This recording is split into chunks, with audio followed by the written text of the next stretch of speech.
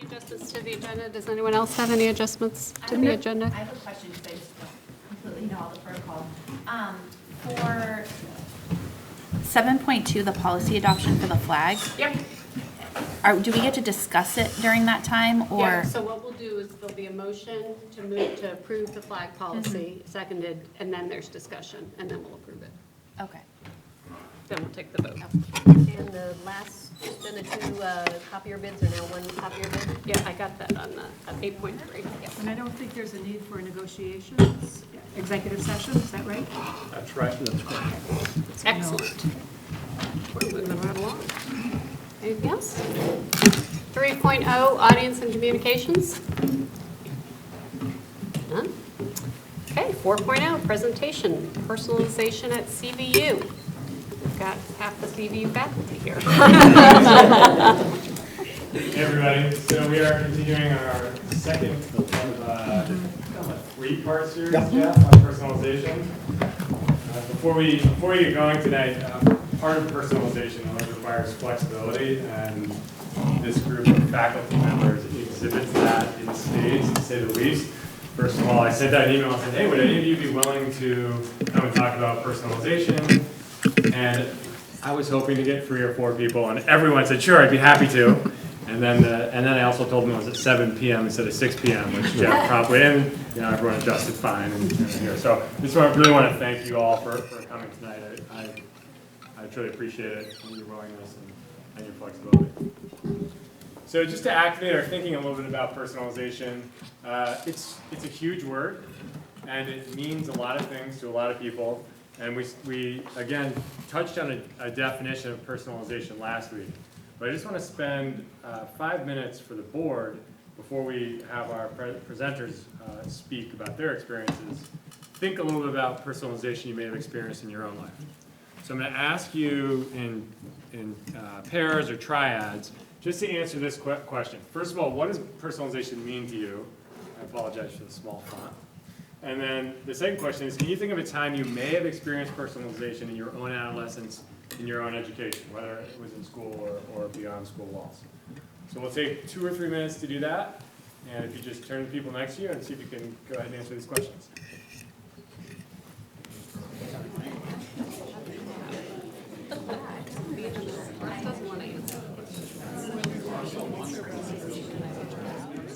It wasn't until later, right? It wasn't until college that Coach got it. I wasn't allowed. You were assigned that. Like I used senior brush at the end of my year, there was like individuals, and I actually was doing on personalization. Everyone should have specific ones it could be about any that had 2 sides. And so I got to pick that. And I guess I did get to pick like there was like a time.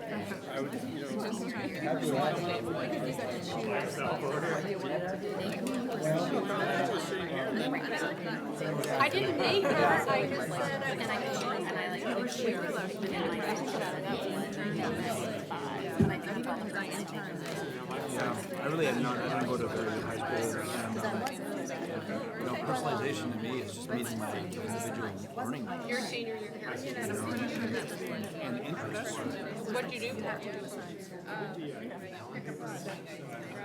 That's probably the lowest level of personalization, right? Hi, Aaron. Because everything else kind of was in the All the handwriting. Yeah, they're like, they're done with, so to go do that. And examples of it happening Yeah, I was gonna say, did you have any? Liking school because. I was saying that my freshman and junior year, everyone had to write a research paper that had cause like 2 sides to it, and I just choose nothing. And I was allowed to choose a couple classes with it. The parameters that would be just what was available. Because you were in school, right? It's going to do it.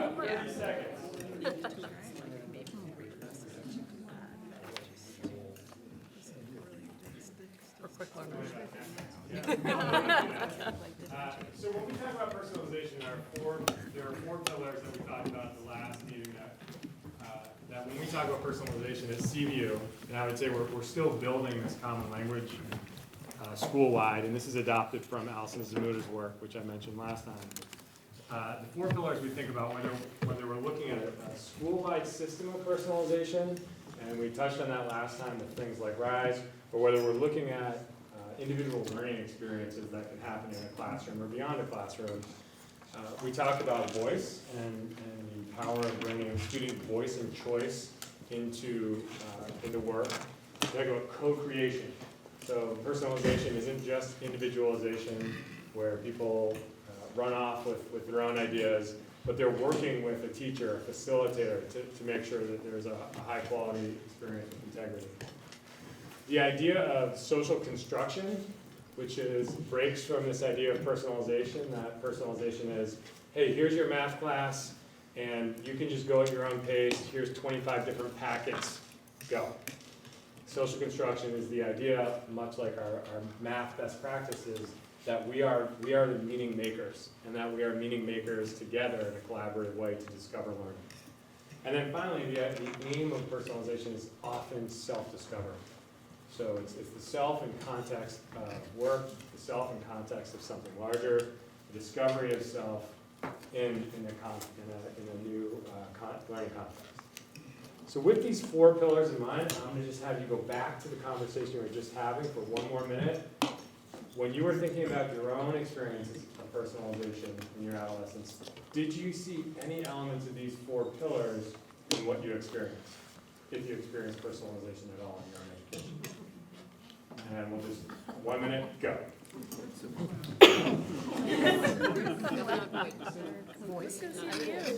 Yeah, we had.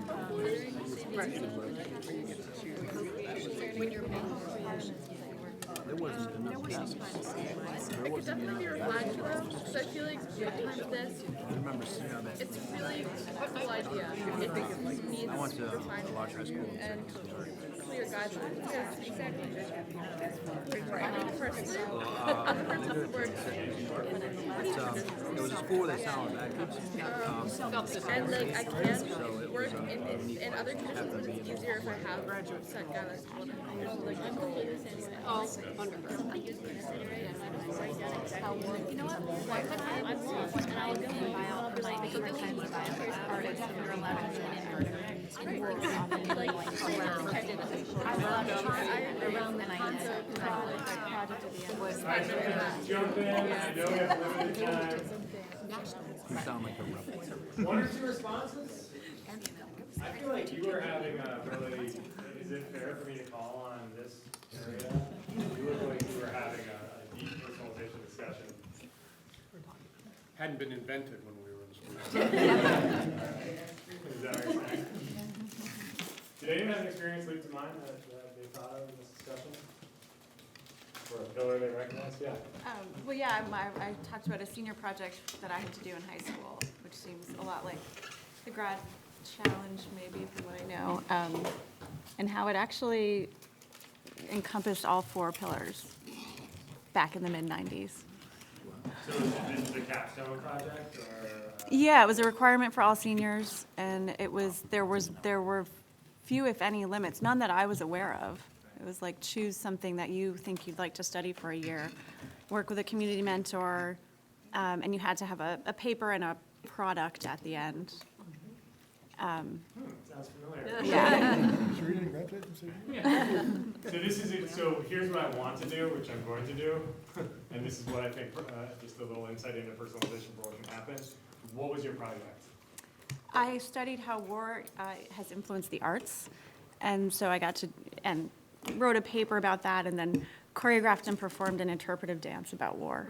Wow, that's really cool. So what I like about personalization is it often changes the tenor of a discussion.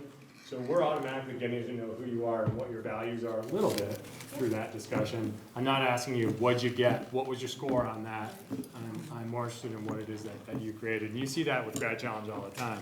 Oh, what's your Grad Challenge experience? What was it? What did you do? What was your natural resources project? What was your human impact project? So we'll hear more about that in just a minute.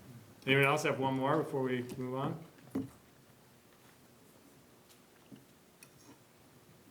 All right, we'll just move on.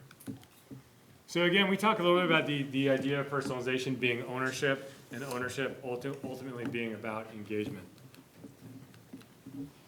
So our panelists, I have any lack of preparation is my fault. I have given them almost no prep for tonight, other than these 4 questions. And so we'd love to have them remark and well, first introduce themselves would probably be important, but then just kind of attack some of these questions. Have you seen students benefit? Is there a story that's inspired you? How do you go about creating personalized experiences? How do you bring integrity to them? And then what do you imagine about the future of CVU? So why don't we, easy stuff, really small. Why don't we start with Troy, introduce yourself and what you do, and we'll go down the line and then let it roll from there. I'm Troy Parody. I teach in the now 4-year-old Nexus program, which is really the where students come to start really focusing on self-designed personalization. So they get to create their own course with us, and we help them put them through the process to make sure that it has the integrity and meets standards to ensure that they get credit. While keeping the most important thing, which is why they're there in the first place, which is sort of their interest and passion in something that they want to pursue. And I'm Amy Wardwell, and I work part-time in the Nexus program, so I work with Troy. I have 1 foot there and then 1 foot in the traditional social studies classrooms, where we have been talking and thinking as teachers about how to bring more personalization to the traditional classes as well. I'm like Amy, kind of have 2 roles at CVU. I'm Jess Lemieux, and I am half-time proficiency-based learning coordinator and half-time 10th grade biology teacher. So same thing, we're trying to figure out, like, what does this look like in the classroom? How do we provide some of this choice and voice with this kind of structured curriculum that we need to ensure all 10th graders receive? And I'm Katie Kuntz, and I teach in the 9th grade humanities program. And in the last couple years, we've moved from the traditional, we used to do a Model UN, and that has now become the Human Impact Project. And that has multiple different parts that I think I'll talk about later, but it's really like something for all 9th graders towards the end of the year. Dave Trevithick. I teach half-time natural resources and half-time sustainability integrationist.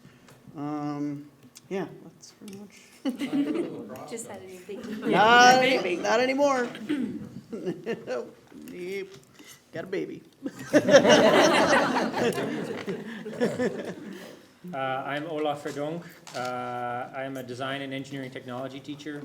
I'm also working with a group of students through Nexus on a big robotics project, 6 students. We're trying to have feet everywhere in the building. In the core, we're trying to get into the cores and give these students opportunities to learn some different skills that they can apply to the Human Impact Project, to different ways of being able to communicate their learning. I don't know if we're at the story part yet, but I'll back off. I'm Jeff Tobrock. I teach design engineering technology, and I'm a recovering administrator, so I have a different lens than some people. And I work with Olaf very closely, pushing into the core to do some innovative work, working with natural resources, students coming in to take their project ideas and turn those into actual products. And I also have some open lab time where students come in to work on projects that are their passion, and the goal there is that time is the variable and learning is the constant. So they come in and it's not a time-bound thing, it's a project that they're working on, that they're passionate about, that they need access to resources. So providing access to the resources we have in the building when students need them.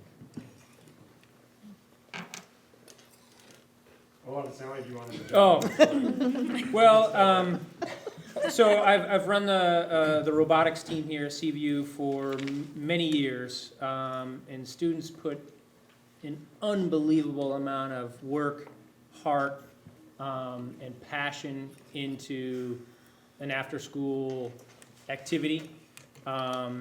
They're bringing in a lot of their science and math learning, and they're doing some real-world problem solving and using 21st century tools and technology. It's really amazing, and it's all collaborative. And for years, it's been killing me that this is not something that's part of their regular learning. You know, they show so much. They show so much work in meeting CVU graduation standards that I don't understand why it's not something that they do as a regular class work as part of their day, and they're very passionate about it. And I guess this one story is simply, I got 6 students to work through Nexus, personalized, self-directed program. We had Binny, who just showed up every 3rd block, even though it wasn't on her schedule. And she just kept showing up. And I said, why don't you just sign up for the class? Why don't you just like make it real? She's like, no, I got AP classes, I'm not sure. And then, what was it, like 2 weeks ago? She committed. But just that shows that passion and that interest in, I want to be here, even though, you know, I'm not necessarily like signed up for it or whatever. And she was still showing up every 3rd block, and it was awesome. And now she's part of the group. I don't know if there's some representatives here, just because we just met as a robotics club after school. They're still hanging out here. I figured they could lend a quick voice. I think for me, robotics is a great way to take all the learning that I do in classrooms and stuff like design tech and other science and math courses, and actually apply it to real world problems instead of just doing something from a textbook over and over again. And for us, the summative we're working towards is a real world project, not like a test in my class. Yeah, I mean, robotics has been more than just sitting in a classroom and figuring out, you know, what actual content knowledge we need to build a robot, but we're actually learning how to communicate with each other and manage projects without the excessive assistance of teachers. Excessive assistance. I'm Eva, and I've actually taken a part in a lot of these independent learning opportunities, and robotics is by far my favorite part of the day. But I also have taken part in the open lab space with Tobrock, natural resources with Dave, and the independent studies with Troy and Amy, as well as Peter. And I think that it's amazing, and it's really helped my learning, because I wasn't always here at CVU. I used to be at ethics, and it was very traditional. And I felt like now I can have my creativity to learn the things that I want to learn, like building a robot with a whole bunch of nerdy guys. And I'm making a robotic arm and a mealworm farm and a lot of just random stuff. I'm Benny, and I joined robotics at the end of last year, mostly because Eva forced me to go to the meeting. But then she never showed up. So it was just me. And I'm a senior, so I'm heading off to college next year, and I'm interested in studying engineering. And so this club has really helped me discover what about engineering I like, and I've learned that I really don't like coding. I'll leave that to but I'm more interested in the building and the hands-on part, and I don't think I would have gotten that true experience without the robotics club or class. I also did an independent study last year where I took a job that I was doing as an assistant ski coach at the Green Mountain Valley School Ski Club, and through Amy and Troy, I was able to build that into a Nexus class where I actually got credit for it, and it's on my transcript, and it was like some work, but it wasn't that much work, and it was fun. It was a lot of fun work to do that just added on to my experience, and now I had to do a blog for it, and I put in all these pictures, and I wouldn't have remembered half of the season if I didn't have a place to put all of that, and so for me it also created a project where I was able to remember an experience, because I don't remember certain things that I did, but when I go through and look at my blog, I can see, oh right, I did work with this kid, and it's helping me now write my college essay.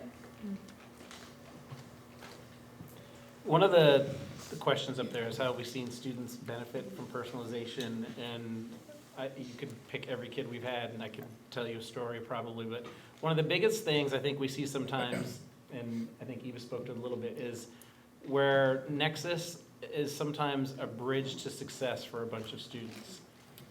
Meaning that they maybe are sort of struggling to fit in or find their passion place or what their purpose is in their day here. And by allowing them to do something that's really in a comfort zone or just of a really strong interest or something they're already doing and honoring that and putting it together for them, it allows them to build on success. And we've seen a lot of students be successful in their projects with us and then sort of branch out and then move beyond into then finding out that they wanted to specialize in a math course. Or that they found out that they didn't know enough about a skill and they needed to go take some time to learn to weld because they couldn't do their project without that skill set. So the importance, I think, to do the real-time learning and find out what they don't know and where they need more skills and where they need more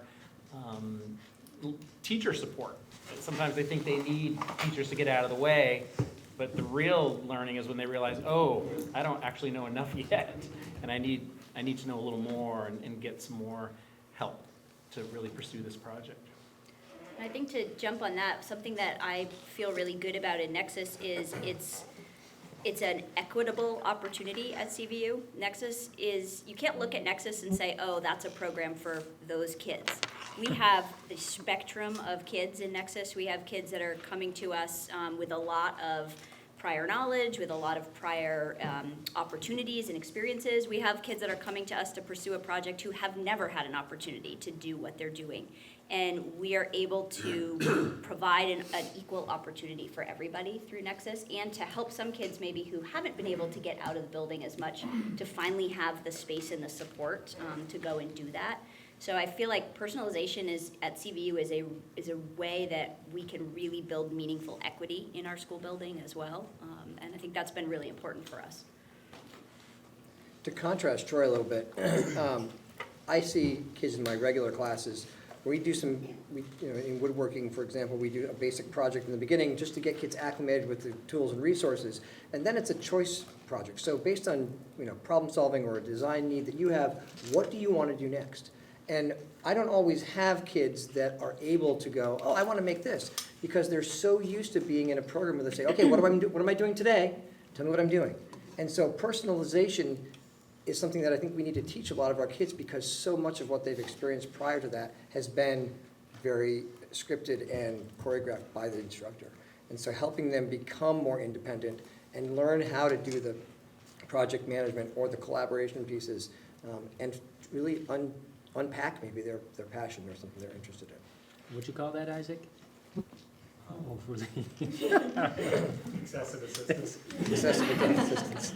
I think that's the way, what we're thinking about in our class too, is because so in 10th grade biology, if we just said pick a project that you're interested in, those 10th graders don't have that ability to even say, like, this is what I'm interested in. Like, I have never been given that opportunity before, or to think about their thinking. And so we're really trying to incorporate this first trimester, we're breaking them into trimesters, like those habits of mind, those habits of interaction that are so important to personalization.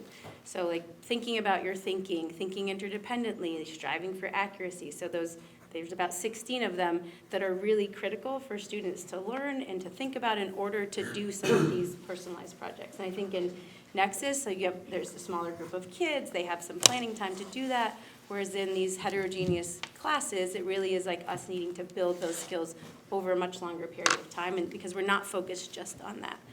So I think when one of the questions says, like, how do you balance that integrity and exploration, like, we really need to not just it arms kids with those intentional skills in terms of thinking critically and reading and writing, but also those habits of mind. So building that as we push forward with this, I think is important.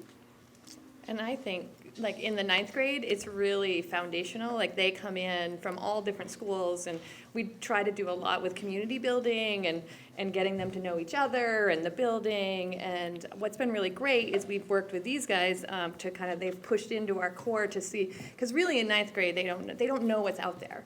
And so I really feel like in ninth grade, it's like, just explore, just see what's out there. And these guys have been amazing in just getting out into the community, and then this community. And then our Human Impact Project, we've had kids just, sometimes it's like, they study ocean plastic, and then their impact project is to go pick up trash, you know? Or we had a student look at immigration and the immigration issue in Europe last year, and she then went and sat in on an ELL class in Winooski, you know? And so, it's right at the end of the year, so it's just really kind of, they're ready to kind of leave our nest, so to speak, and they kind of dabble in all these different things, and these activities that they do with these guys has just been really amazing to just kind of try.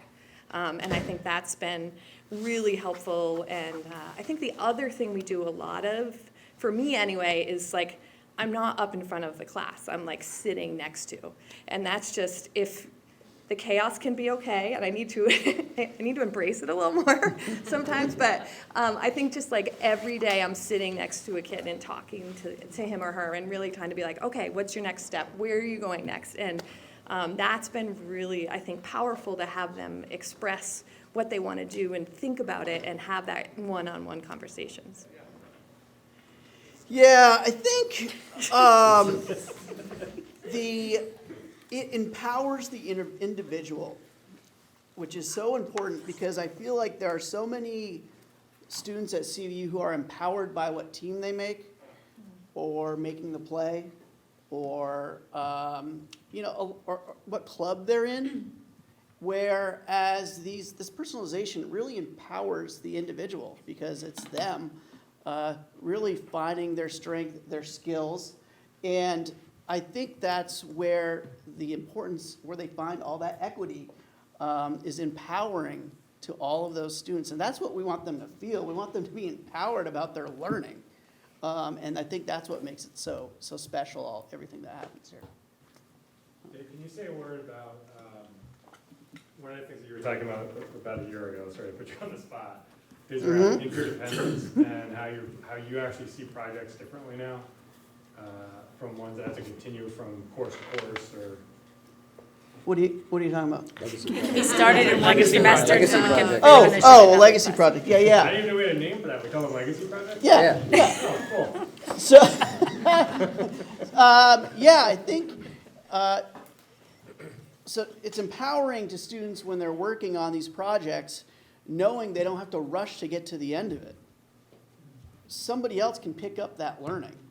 It might be different learning, whatever the project is, but it's different to that new group who's going to pick it up. So there still might be this end goal project. Here's what I'm working on. Here's what I'm really interested in. But this new group of kids will pick up that project and be like, oh, so what do we do? What did that last group learn? You know, we did that when we were working on the fish in the fire pond, trying to figure out, you know, what kind of age structure the fish has. So when we're taking out ear bones and cutting them in half. And so all these different kids have learned this scientific process as they've done that, but they've learned something very different along the way about how the ecology works in the fire pond as they keep building on that knowledge of the fire pond and working with experts like Bernie Patinka, who's a CVU grad and works for Fish and Wildlife. And that's another part is, you know, the interdependence of working with experts out in the community as well as in the building, like working with Jeff. So I think that's really important too. There's not always an angle. There's just learning. An example of that today was we sat in a meeting at the end of the day with a student who's working on trying to set up a system to create some renewable energy for the greenhouse over the bank here. And in that meeting, he came to the realization that he needs to meet with some experts who are not him, and a couple of them that are here at this table. He needs to figure out how he's going to potentially build or find a windmill, speak to the people at NRG about figuring out energy consumption and usage and what's going to be in that greenhouse. And you know, he had all these different people and things, and that he had to pull together for his project that he may or may not even see come to fruition but he will then hand off to somebody who will then maybe be able to pick it up next year, because he didn't start the greenhouse, and he's not even vested in that part of it, the ag part of it, he's in the energy part of it, and so which comes to this whole like hub piece, it works when we have the space and the place for kids to actually do the do. And we've been fortunate, we've been very fortunate, the students have been very fortunate that has been created, is starting to be created and has been created, where we have space and place where he can walk down the hall and weld something, or find a student who is a welder to weld for him. You know, here's my job I need done, and I'm not a welder, can you weld this for me and build this thing so I can focus on this part that I am an expert in. So it's really awesome to see that when it all comes together. And for a lot of kids, if they don't hand off their project, they continue to work with their project. We've had a lot of students who've gone through Nexus whose project work led them to their college or career pursuit, and that's what they're studying right now. We had a student in the first year whose project was to build a tiny house, and he realized by the end of the year, wow, I can't do that in a year, but had done a lot of the work, you know, to get that tiny house ready. And now every time I drive through Williston, there's more built on the tiny house when you go past that kid's house. He's still working on it. So, and he's in, you know, college for architecture. I think he's a junior for architecture. So the path I think we're setting them on here when they get to pursue some of these projects really does become lifelong learning for some folks. And it's liberating to be able to tell a kid who has a really big idea that, yeah, go for it, as opposed to saying, well, you're not gonna get that done in a semester, you don't have the time to do it, so let's scale it back.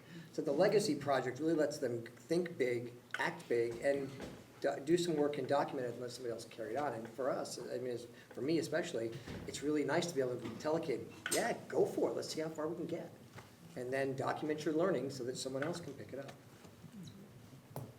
I think as the proficiency person on the panel, I do think it's really cool that we're doing like all these really awesome projects, but I want to make it clear that it's not just awesome products. Like, because we have this foundation of proficiency-based learning, and we have common learning scales and all courses, and Troy can come to me and say, hey, got a kid doing this project in science, like what are the learning targets he should be working on? Like, that's what builds that integrity of the system, right? Is that we are doing this in parallel, and it's not just really cool projects, because lots of schools do really cool projects, but ours are really cool, and we have a way to document that learning for kids. And hopefully with the PLP process, like we're gonna have more opportunities to do that. But so they are really cool projects, but they're also backed by a lot of evidence of learning. So I think that's Well, I mean, there's no better way to be able to meet a CVU graduation standard like creative and practice problem solving by actually being creative and problem solving. Or clear and effective communication, whether it's your final project or a legacy project. If you're not going to clearly and effectively communicate your ideas, then it's no longer a legacy project. It's like a new project. for an authentic For another audience, kid. right? For like a real audience. Right, for an authentic audience, right? And communicating with professionals outside of the building.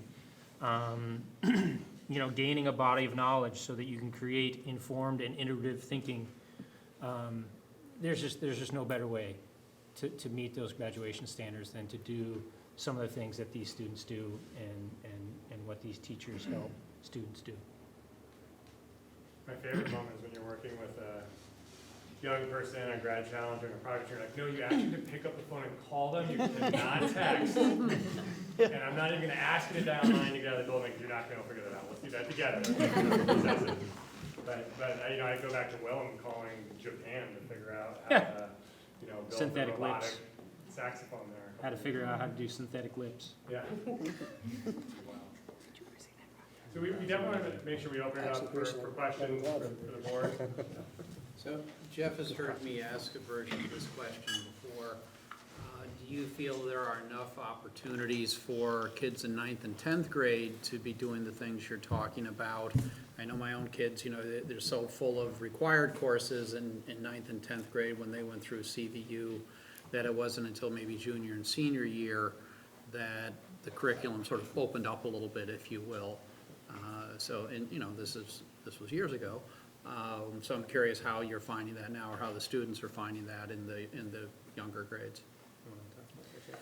So, yeah, I can talk about that. A couple of years ago, 3 years ago now, we had an opportunity to pilot a program with Snelling Corps where we went in and taught kids some design thinking, starting with empathy and going through an iterative design thinking process for all the students. And then we got into doing some 3D CAD design, and every student created a rapid prototype laser cut product. And it introduced students to what was possible in our space, and then that led to an impact project that the students did, and many of them worked with us, and they ranged from, woodworking projects to laser cutting and engraving, or 3D printing, vinyl, graphics. And so we're pushing into the core and doing that. And that one pilot led to the cores having us come in last year to every 9th grade student. So every 9th grade student learned how to do some 3D CAD and learned some rapid prototyping techniques. They learned some hand skills, and they kind of micro-credentialed. They got to say, okay, I know how to do this, and I can come into the lab and utilize that technology. We also expanded it to natural resources and sustainability, and to the communications hub. So we had students learning how to use WeVideo and to do voice recording, and working with the librarians to learn about effective research skills. So it expanded how kids get access to it, and it was about all kids at a base level, and hoping that grows. Yeah. So that's we're kind of working with that through the hubs model now, which is fairly new, and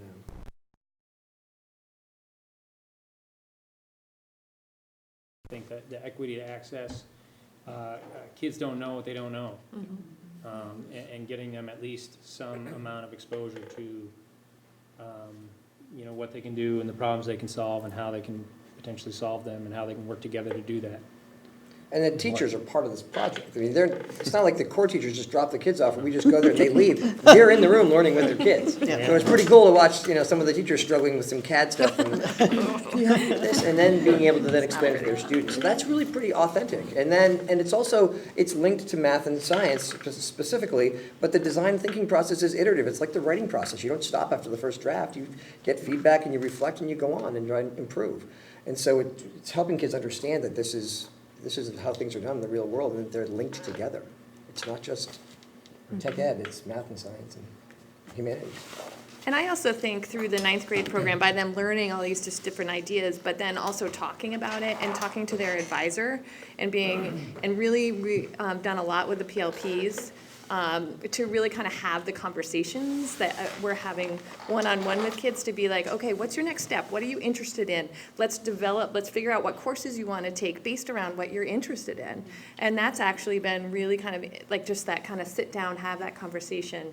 Tomorrow, we'll see if this works, so I'm really excited about it now. We'll see after tomorrow. So tomorrow, Fly and Ryan is coming into CVU, and they're, to work with the 9th graders, and so the 9th graders will, in the next few days, be developing their core values, and those will go directly into their PLP.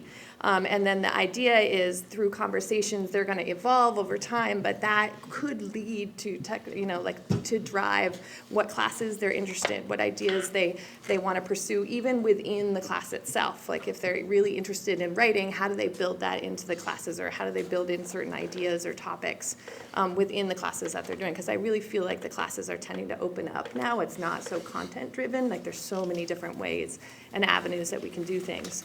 And so I just think that's really going to be the power in the future here.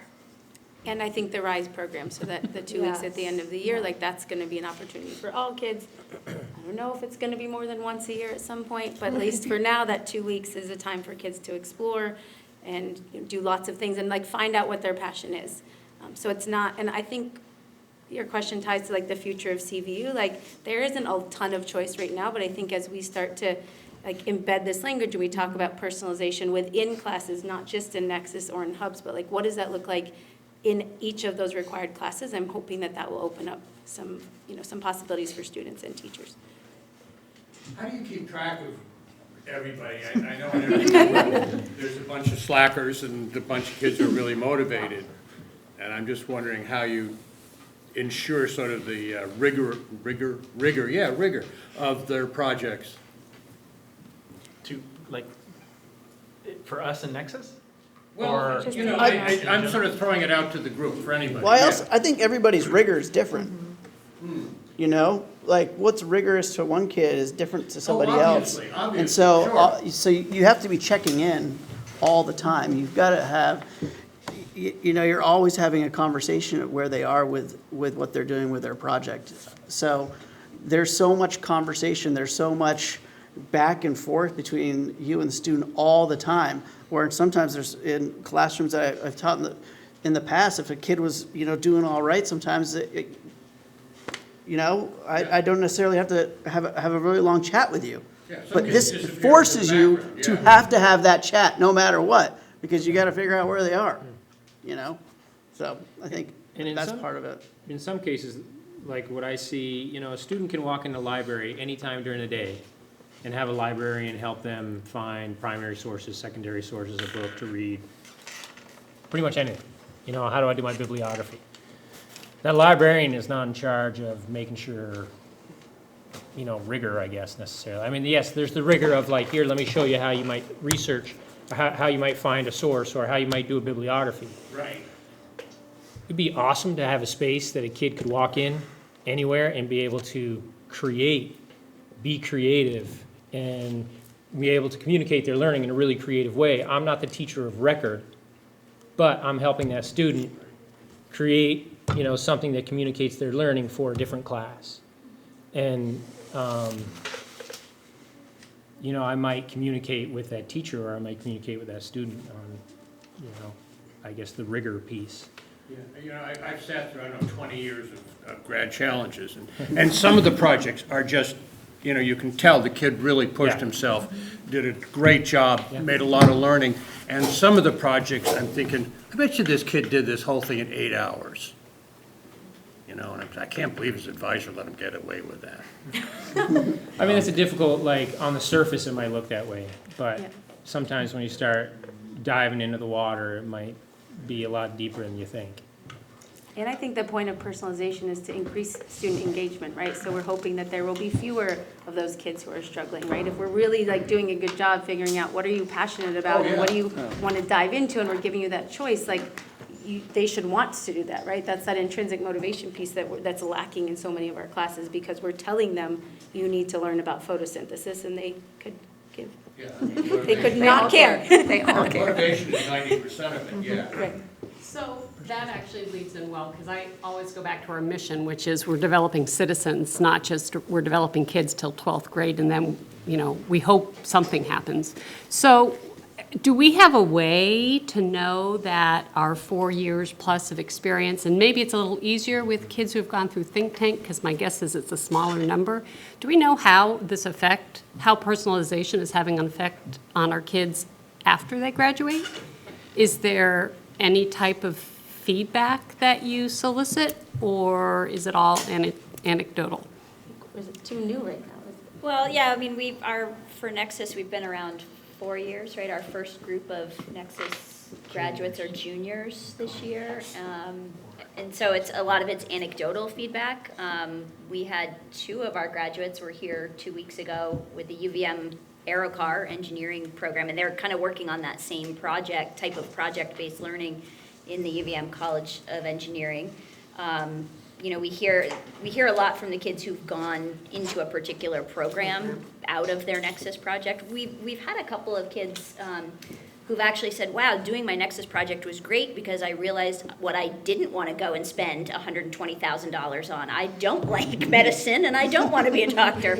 So like that was valuable for a lot of kids to help them figure out what their path is. You have all put a tremendous amount of effort into this, and the school, as the state, has invested a lot into personalization, and it just, there's the process piece and the now piece, but what is the long-term impact of it? I would say you don't have any of the better hands on that than any of the Anybody rest else. of education does. Yeah. But, sorry, I think, you know, a little bit to, I think the same answer for you, Mr. Maynard, is this idea that, like, some kids get the grad challenge, they've never had an opportunity to pursue any kind of independent, personalized learning. And then all of a sudden, we may say like, oh, you should be able to do this, you know, and show us all this great stuff. The kid's never done it. Yeah.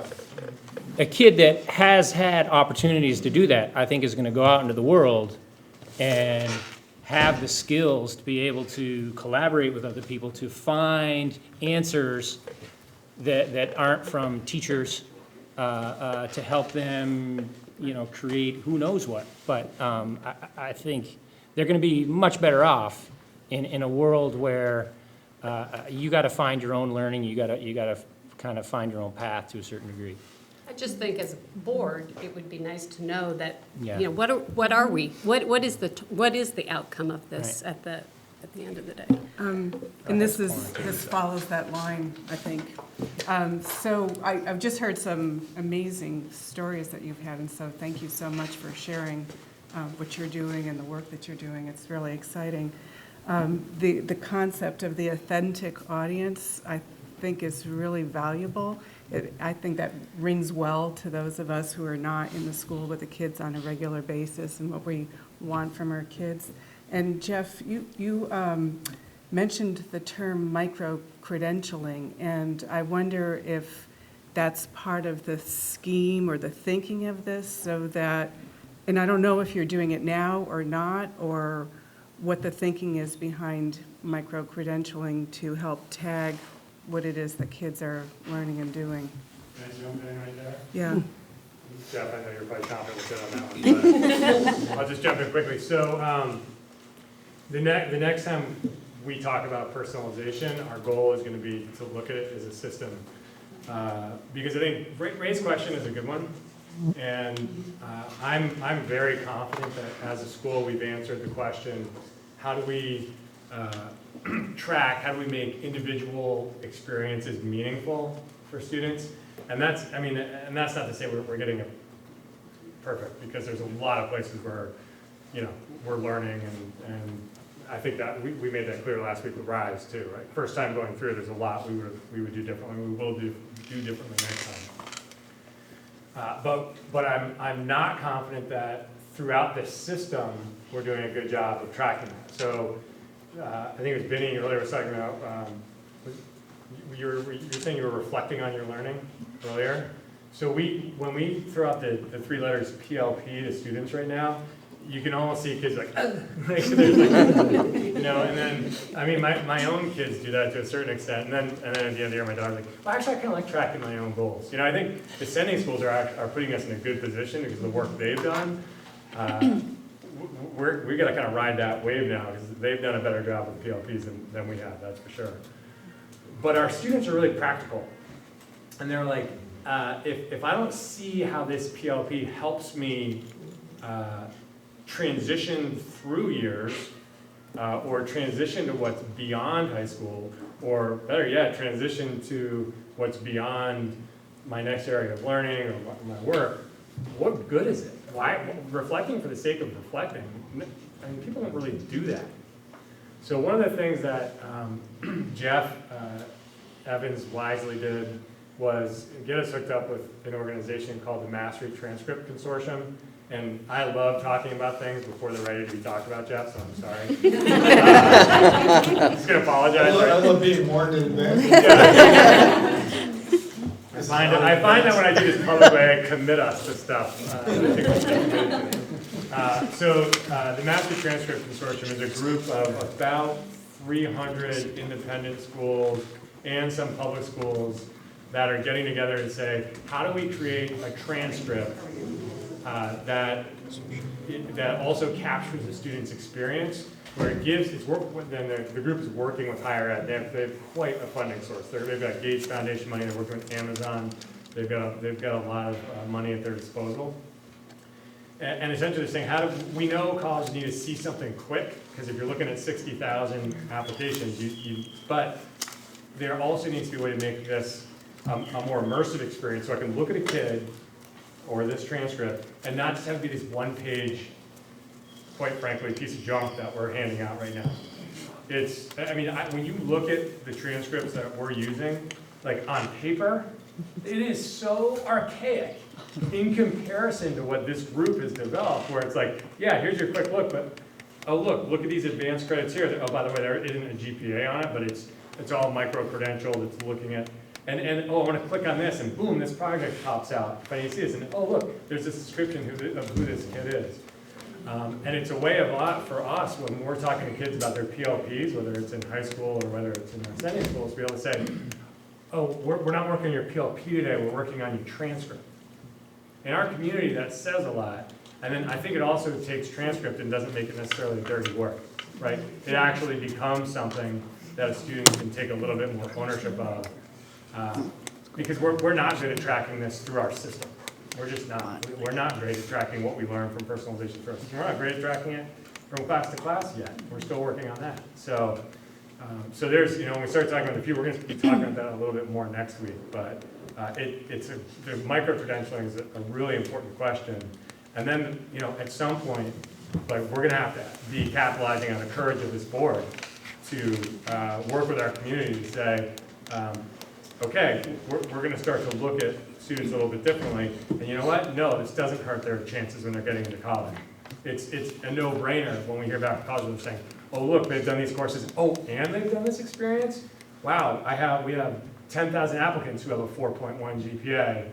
Wow, look at this one stands out. And that's just the college piece. The point is much more important in terms of what happens beyond that. But anyway, sorry. No, I think that Adam's talking from the systemic point, and we don't have that system now. So I know the kids in my space that have the credentials to do, and how you begin to build on that, but the tracking is not there. And if they're recording it in their personalized learning plan and talking about it with their parents and their advisor once a year, maybe, but at this point, I'm excited to have a system where we're actually beginning to. Does everybody write up what they do with some kind of methodology and summary of findings? I mean, does that happen, or is it just creativity, open space, all of the above? I mean, they're doing, but as far as we're doing a lot of this on small scales with individual kids, and it's not as documented as it could be. Some kids are really good about sketchbooks and documenting their sketches and the dating it and reflecting on what they've done. We've used SMART goals with kids to try and get them to, at the end of a day, write a SMART goal for the next time they come in. So when they walk in the door, they don't come to us and go, oh, what are we doing today? You wrote a SMART goal in the last 5 minutes. Go to your SMART goal. And then at the end, we'll reflect again and create another SMART goal for the next time that you're working on your project. So it's really in the beginning phases, and it's in small pockets, but I think it's the foundational work to make. Once you establish a process for micro-credentialing and validating learning, those kind of things can be built into the process of validating learning. And none of this happens without our work on proficiency, right? Our proficiency work is the way that we're capturing learning with our grad standards through learning targets, using scales. That all is what really will hold up personalization. And if we're really trying to think about things like micro-credentialing, how do we help students learn their values more deeply? How do we really capitalize on their strengths, communicate their skills? That's going to, we have to, proficiency and personalization are so hand in hand. Probably time for maybe one or two more, if we can end on time. We have time for two more if the answers are I wanted to, just a thought and then a question, but that only counts as one. Just in hearing this discussion, I'm thinking like, well, don't go so far that you just start replicating what we've always been doing. Like with the rigor conversation, I worry about and now we're back at what we just tried to undo, but that's an opinion. Who opts into Nexus? Like, who has that opportunity? And any 9th through 12th grade student? Okay. And how do they learn about it? Through advisory. Through other kids?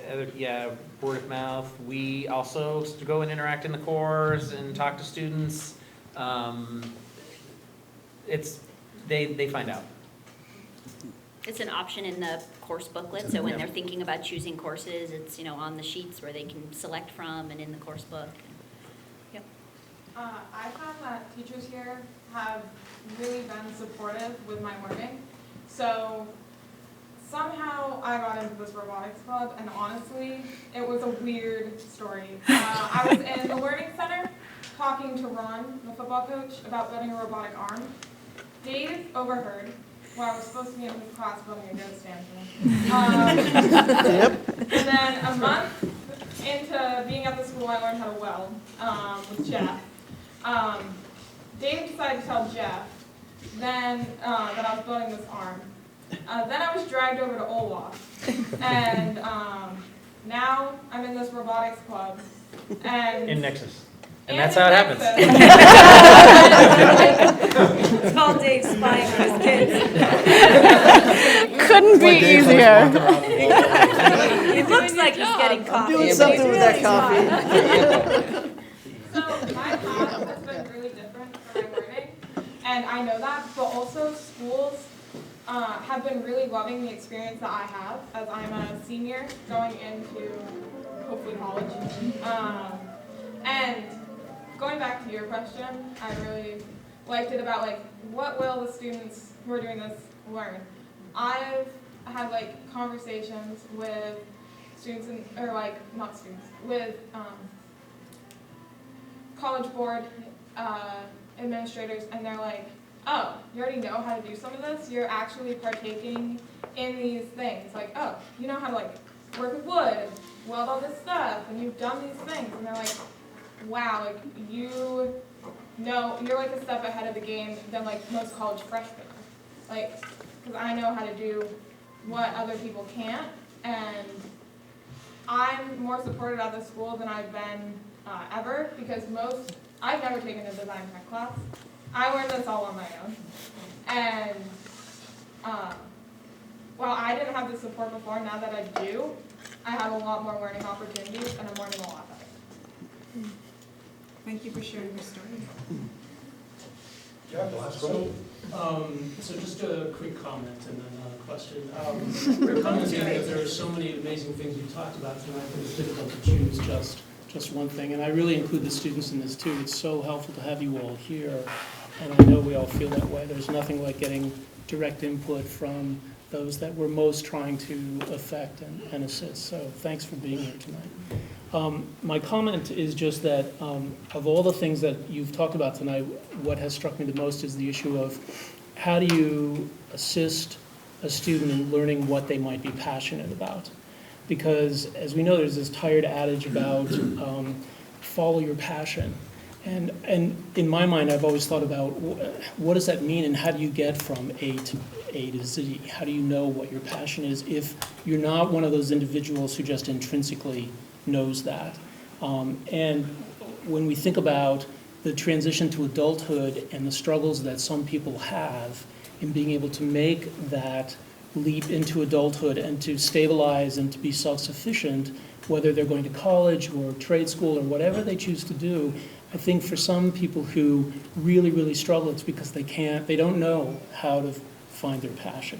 And so to think that our students are in an environment where they're living and learning with people who are trying to give them some of the nuts and bolts, and I hear you saying you don't necessarily have the answer, but you're creating this just opportunity to struggle and to try to figure it out. And I think that alone, when we think about tracking, I think that alone is just worth so much and probably has lifelong implications, and we should really be grateful for that. I love this approach. We really stumbled in our discussion, the three of us here, because we talked about how when we were in school, everything was so rigidly formatted that the idea of choice would be like just the most foreign thing possible. You just did not have a lot of choice, certainly in secondary school. My one quick question is, just so we can have as much information as possible, in addition to some of the things that you've identified, like robotics, ecology, energy, I'm just wondering if you could list a few more things that students are working on in terms of projects, so we just have as broad a view as possible. For natural resources, there's so many legacy projects. So there's some kids working on energy.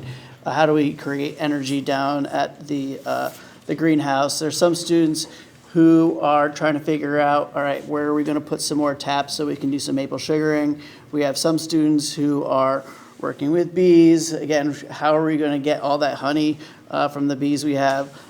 We've got students trying to figure out how do we use our landscape equitable for everybody. Like if we want a mountain bike track, well, there's a lot of learning that goes into trying to figure out where will we put a mountain bike track. And it's not just so you can just ride your bike and so everybody, it's taken a while for them to understand that there's a incredible process that needs to happen before that. It's 3 years down the road, maybe, right? So those are just some of the small things. And then there's always just students who come up with their own stuff, like looking at different ways to grow worms, you know? And there's projects like the fish ear project that's always continuing. There's projects that we're doing with the U.S. Fish and Wildlife Service where we're getting rid of invasive species while we use goats as part of the management plan, making amendments to the forestry plan that we have on campus, all of these different things depending on what the student, that's just natural resources. Yeah. Ours are more all over the place, and we could go on and on and on, but art related, so blending photography and painting, so taking photos and then painting the photos. We have a fireman from last year who's now a volunteer fireman. We have students who are working towards social justice action projects. We have Mandarin Chinese. learning languages we don't Yeah, a lot of offer. languages. So we always say we're every elective we don't have. So that's basically what we are.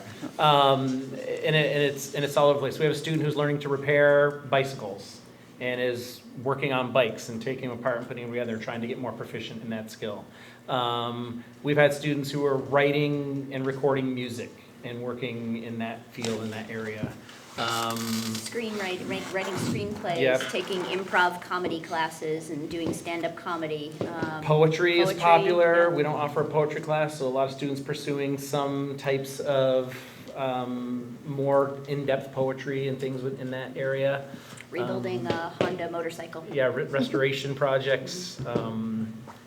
Sports journalism, sports broadcasting, sports analytics, sports Got a math. better memory. Oh yeah, sports analytics right now is a hot one. Yep. Ken Kreitz hopefully is coming in. Who knows Ken? He's in Shelburne. So yeah, they're all over the place. And to answer your question, some kids, we encourage the pivot. We often say this, like if you're going down to your project, because they don't know what they don't know. Like I always joke to them, like I still don't know what I'm going to be when I grow up.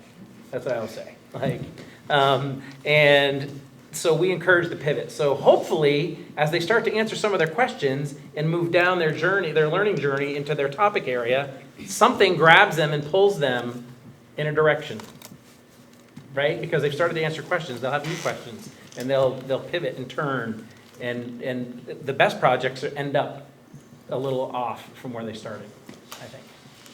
Yeah, I think the pivot is huge.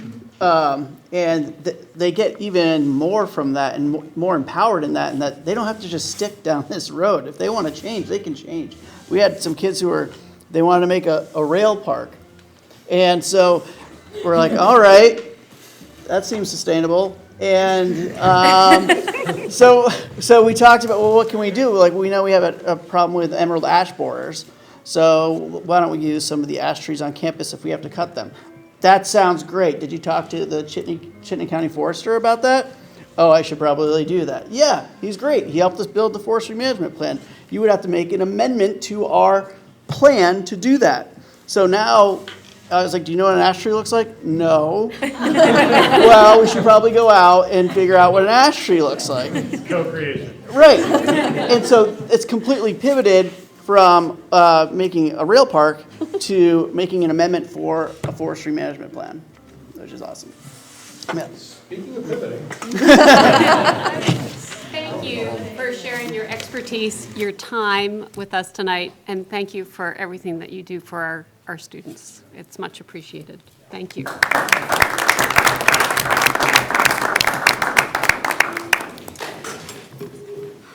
Okay, 5.0 reports to the board. I'm freezing. Is anyone else cold? That's what a police vest is for. I think both of these windows are open. I am freezing. I'm getting sick. It is a little chilly. I am surprised Aaron is. Right. Yeah, I know. I feel like, I mean, Oh, even though when did you sneak in? It's like she's looking here. Oh, exactly. Okay.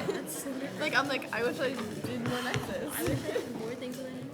Exactly. Okay, 5.0 reports to the board, 5.1 committees. We'll start with 5.1.1, finance, budget, and facilities. Excuse me. I'm going to be very quick today, as we'll be discussing most of our agenda items few weeks ago at the board meeting today. We talked about the draft of the strategic budget model. Jean will be talking about that a little bit later. We talked about our budget goals. At a high level, the indicators committee is going to take the first stab at the educational goals and kind of bring them here to talk about. Jean will go into more detail. We talked about our communication plan. At our next meeting, we'll discuss the budget forum. And then we went into detail about the fourth quarter FMR with kind of a budget lens. Jean reviewed the fourth quarter FMR last board meeting with you guys. So Jean will be kind of taking over. Next. Any questions of the finance committee? 5.1.2 indicators. All right, this should be a collective share out.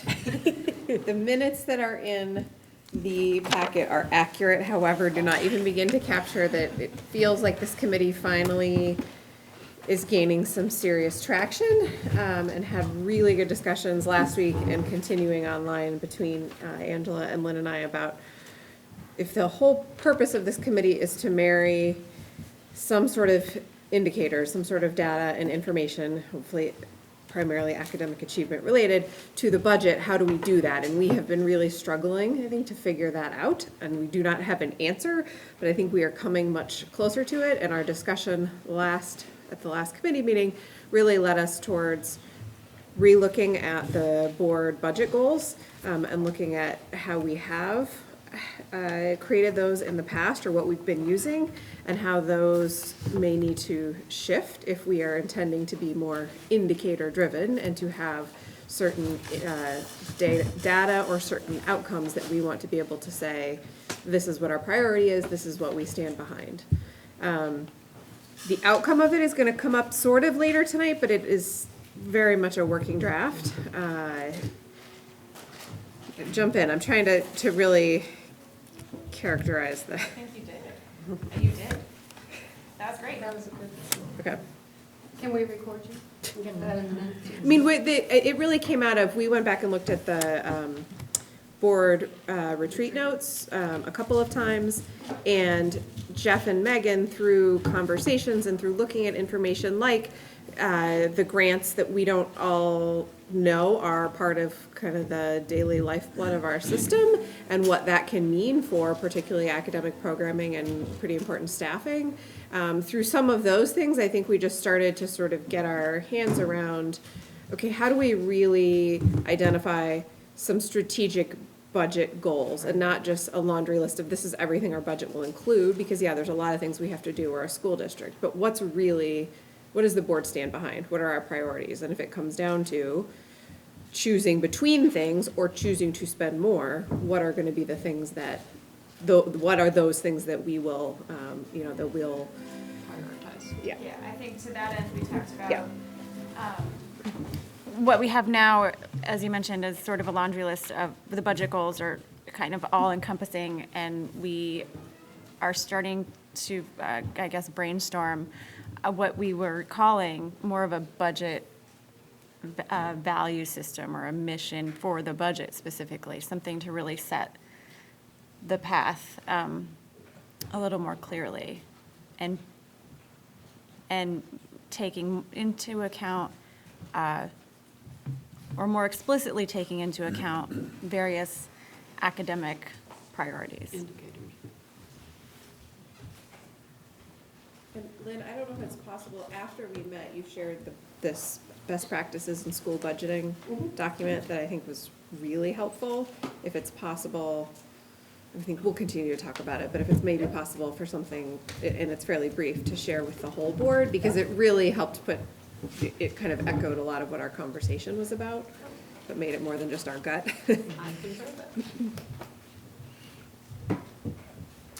Any questions? I think one other thought. Okay. Because we, in our more recent conversations, the three of us getting into the idea that the realization that time is not on our side for this budget year, knowing that the process is already underway and needs to progress before we can finish what we're trying to do. So maybe trying to figure out how the beginning, these realizations can enter into the budget process, if at all, this year, and then proceeding to a kind of bigger picture statement from our committee. The work in progress. Yes. That the budget process has been for the past 3 years, continues to be a work in progress, yeah. You'll see a little bit later when we get to the board educational goals, kind of, I think that will help make this conversation a little clearer. Okay, HR, labor relations, you guys. So we didn't meet 2 weeks ago. We had a short meeting before the public forum last week. And the new news from that was that Mark had received a communication from the union. There are a couple of, actually 3 committees that we're supposed to have with them to look at various issues. And so we did get an indication that they do want to meet, kind of laid out in order to do those. And Mark was going to be working on scheduling. And then actually new development today, everybody I think was copied on the email that we received from the head negotiator for the union, that it's the first step that they have to take to say, yes, we do want to negotiate a new contract with you. So that was good news to get it now as opposed to 2 or 3 months from now. Hopefully we'll be able to get a earlier start on it this year than we have in some of the past cycles. Update that one piece, the letter you all saw was from the teachers union. Late today, we got one from the support staff, which is all expected. Is that, last time you did, this is all the same budget cycle, right? So support staff and teachers are on the same budget cycle? Yeah, Negotiations. Or negotiation, yes, it all sorry. ties back to all 3 pieces. Oh, okay. So we're just trapped. Was that an email from you, Mark? You're saying something that we all saw? The support staff one came to our office, and it didn't go around everybody, but the The teachers one. teacher, she put, it looks like all of the board members on it. I don't know if your name was on it, but I think we'll get that fixed. Okay. 5.1.4, policy. Must have been using the old list. So the policy committee has had one meeting, and we have another meeting in 2 days. What we talked about was just some organizational pieces, and then talked through a couple of policies, one which we're going to revisit tonight, asking the board to vote on it. The committee will be meeting the 3rd Thursday of the month.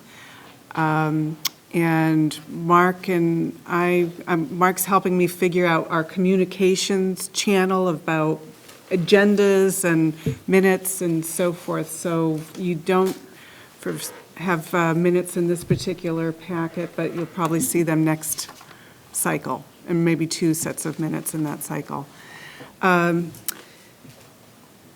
Just know that we revisited the flag policy. We took up the issue of the public complaints about personnel, had a discussion, and we'll revisit that at our next meeting. We're bringing the flag policy to the board tonight, and that's an agenda item for us as a board. One of the things that we'll consider is aligning our work with the VSBA model policy work that's going on in the state. They're putting out a new document, should be any day, I imagine. And so we might try to align some of our work with what the VSBA is doing, because it's just been helpful to see what other people have done who've spent a lot of time on it, and then do our policies align with the model policy. So we don't yet have a calendar, but at our next meeting, we're going to look at the VSBA's recommendations about how to revisit some of our policies, either getting rid of some that we don't need, adopting new, revising, and you have a document that came through the VSBA in the mail to board members. I haven't seen this online, that outlines what the model policy recommendations are for individual boards, the review process.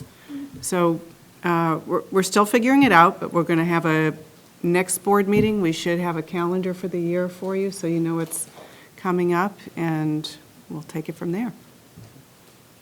Thank you. Thank you. Questions or? 5.2, Colt report?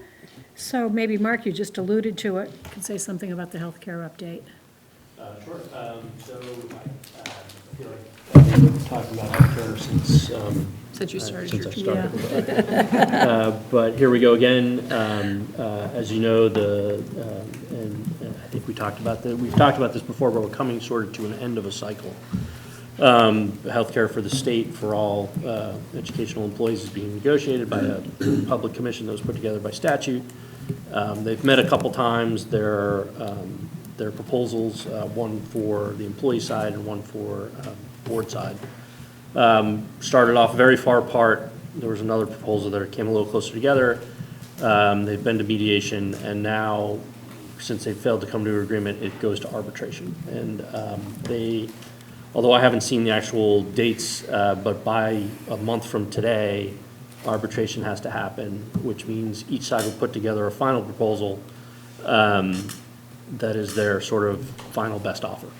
Let's call it that. And they'll present to an arbitrator.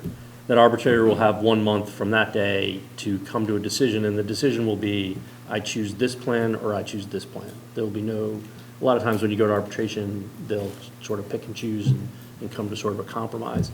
I don't have any guesses for you exactly what's going to happen, but it does affect our negotiations because it requires us to negotiate 2 new contracts this year. One of the things that it will determine is how long those new contracts will be, because that healthcare will be for a deal for 2 years or 4 years or something like that. And the feeling is that employment contracts will sort of track how long that piece is, and it's a good chunk of money that falls around how you pay your employees. So watch this space, I guess, is the I will be talking about healthcare again. Promise? I promise. So I mentioned in my report, or in the Colt report, that I will be doing updates to the work that we're doing around the equity audit. And the way that work is going to look when it comes to you is that it's going to be focused on a particular area that we're looking at. So you'll be just getting information. Here's where we are. This is the status of where we are today in each of these areas. One of the areas, in no particular order, it's not necessarily the sequence that you're going to get it, but one of them would be focus on numbers. How many students of color do we have? How many teachers, administrators, ELL even, SES, all of that. So that would be one month's report. Another one would be on focus on professional development. What's the professional development that we have done and are currently doing? And what does that look like for everyone, for individual schools, and then to the extent that we can for individual teachers, and I think Jeff can track that. So there's a lot there, so that would be 1 month. Focus on instruction. What are we doing in this area? So what does that look like? How right now are we doing work around this area in our classrooms? Focus on student involvement. What are the opportunities for kids in each of our schools to be involved in this big conversation? And then focus on policy and procedures. So how do the policies we have, are they equitable? Are there policies that would result in inequitable treatment of kids, that kind of thing?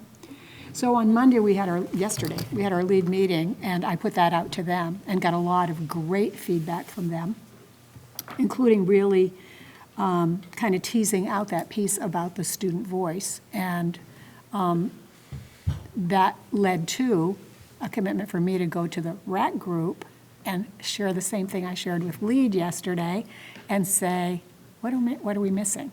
What else should we do? So behind all of that, the work that the help I'm really hoping to get from LEAD is, and the RAC group, is how do we represent this in the end? So you're going to get installments, right, each month? But what does that look like? What does the frame of that all look like so that you're able to digest it, understand it, really see what's there? So that's going to be a work in progress. That'll be each month. I know that's something that you all care about, so I wanted you to know that we're moving forward with that. Maybe this is a good time to say that we know that Barbara just got notice today, right? Was it just today? That she accepted today that she's going to be on the Act 1 committee. Wow. Well, that's really great. And, yeah, That's excellent. yeah. Thank you for doing that. So that all of these is going to be great. Yeah, and back and forth, too.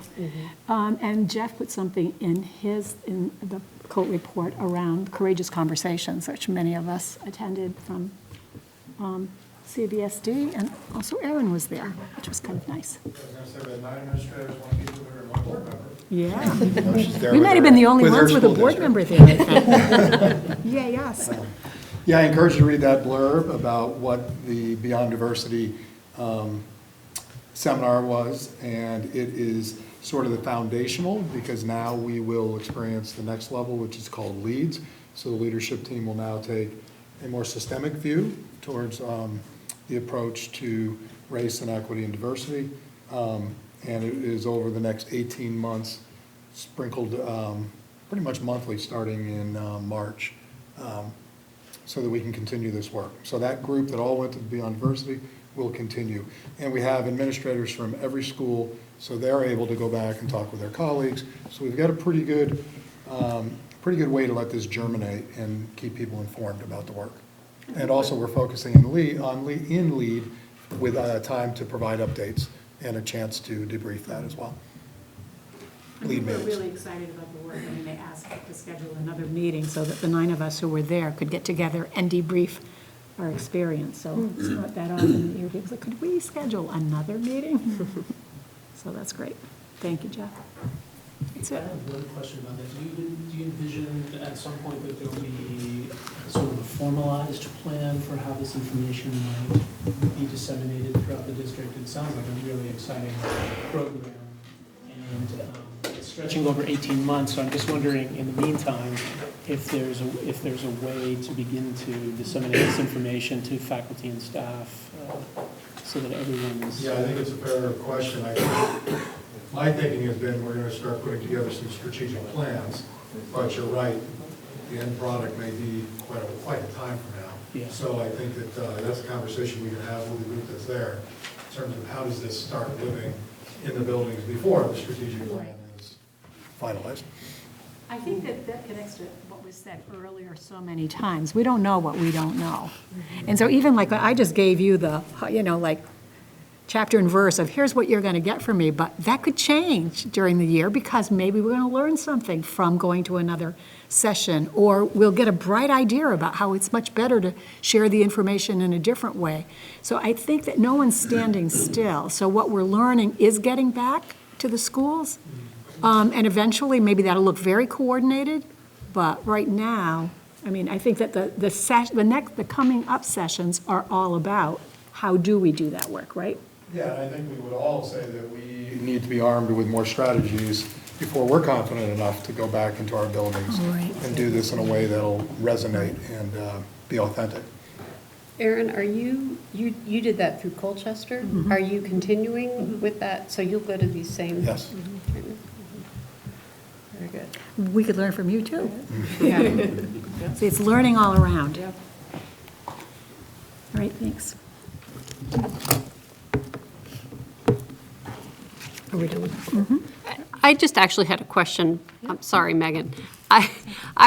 is the CVU consultation team, is that part of the new program to bring our more intensive needs kids, or is it totally dissociated from that? It's a good question, and the goal is to not dissociate the two, and the goal is actually to link the two. So the consultation team started 2 years ago. This is its 3rd year, and that is a multidisciplinary team with a lot of expertise on it, so that instead of a team is working with a student who has significant communication needs, we don't have to hire a consultant for that. We are bringing resources to the team. And the program now known as Atlas, which is the program that is piloting this year with a goal of bringing kids back or preventing kids from going out. The goal is to connect the two so that as a team is trying to decide how to wrap around a student and they don't know yet what's the best type of support, they go to the consultation team first. And the consultation team helps build programming, develop plans, helps the team, might provide some training to the team, and helps the team figure out when that's not enough, and then would be a link and a connection to the staff in Atlas. So that's the vision, and they've started right now where they are is consultation team's referral process has now folded them in. So now teams, because it's a pilot, very small, but a lot of people are asking. They see people in their buildings that have a lot of expertise and confidence, and they're saying, I would like to benefit from that. So they're already asking, and so that mechanism matched up pretty quick. So that's the vision. Thank you. And then I wonder too, you listed the history of referrals, Yes. where those referrals are, and I didn't know how quite to read that. If, in other words, is that what you would expect in terms of numbers for referrals, or do you think that that's low and you'd like to see that really increase? That's a good question. What I should have done that I didn't is put the similar information from last year. So last year around this time, so last year was the first year we had a dedicated staff person to the team, and the referral numbers were a lot smaller. So what you saw, which you wouldn't know because I didn't put the other chart in, is an increase. And the other thing that I put in that chart is there's also been a big increase in their system support. So one thing that they do is an individual team needs help around one kid, and they wrap and help. But they also then look at all of those referrals and say, wow, we're getting a lot of referrals for X. Maybe we should create a training module for X. So both of those things have increased from last year, which is exciting because that's kind of the purpose. What I would anticipate is that it'll also go up because this year we added 2 different kind of experts to the team that weren't there last year. One of them is a board-certified behavior analyst, and one of them is a augmentative communication specialist who's an SLP with really specific training.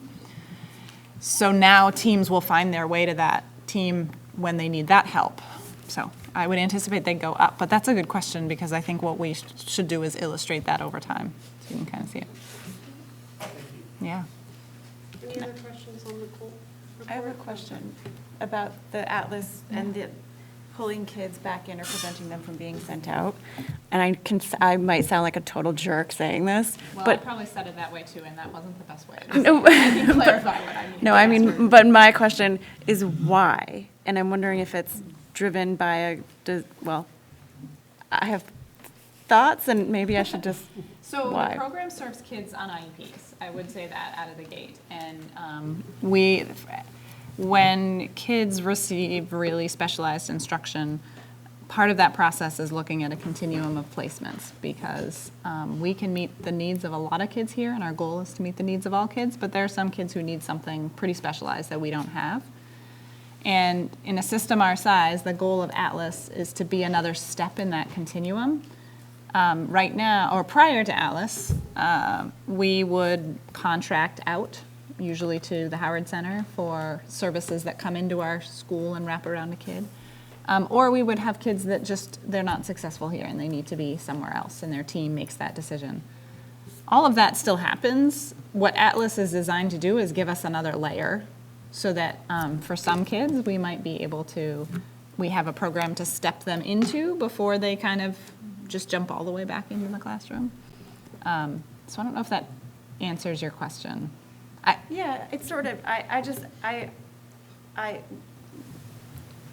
it does. I just wondered if it was student-driven, like, because we want to help this student, or if there's like some weird financial driver that I'm missing. Oh, that's an interesting question. That's where I was gonna go. Yeah, I mean, It's both. it is both. It's good for the kid, Right. it's good for the system, because it frees up some of our resources that we can then target for other kids. Right, and I would say, in particular, what we discovered as a consolidated system, which we have really, in special ed, we've been consolidated a couple more years than the full district, but not that long. And we look at the amount of money together that is going out of our system in support of kids' needs, and it's a lot of money. And so we start to say, we have a lot of expertise in this system. What could we do with those funds to serve those kids closer to home, closer to their classroom? Those are things that we want to do. So that's the other part. And that's sure, there eventually the goal is that we can also do it more efficiently. But really it stems from we think we can do this better when we look at all of those resources pooled together. And in years past, we couldn't do that. You know, Williston would have some, Heinsberg would have some, and you, by themselves, you can't build that much capacity. So the two are connected. Yeah. Okay. Questions about the principal's report? Any questions? I can't remember if this question came from a board member, or you were just checking in with me, Lynn, about vaping. That was me. Experience of vaping in the middle schools. So I sent out a note to all of the principals. And if there had been issues in the middle schools with vaping, it would have been part of their report in each one of them, but you notice it's not there. Because I heard from one principal where we found part of a vaping thing last year in the bathroom, but we never found out whose it was, and then nothing. And everybody acknowledges that maybe it's going on someplace else, but it's not at the school level. So, thank you for. And do you know what the status is in high school currently related to vaping? I don't know specifically. I know I had a conversation with Adam earlier in the year, and he said that the fact that there's all this publicity about it has had a huge impact, huge positive impact in terms of less, but I don't know. Let's ask our students who are nodding their heads here.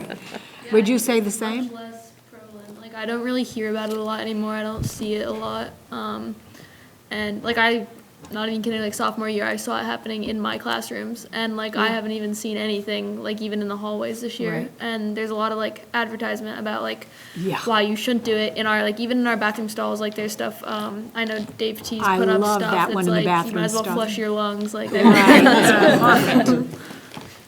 Yeah, I definitely agree. I think last year I definitely saw more kids using that, but especially now that there's kind of some medical scares coming with it too, I think people are starting to realize the possible dangers of it. And I think the school has done a pretty good job of being clear about the expectations around vaping and how that can actually be punished at CVU, since it was really new, pretty much as of last year. Right.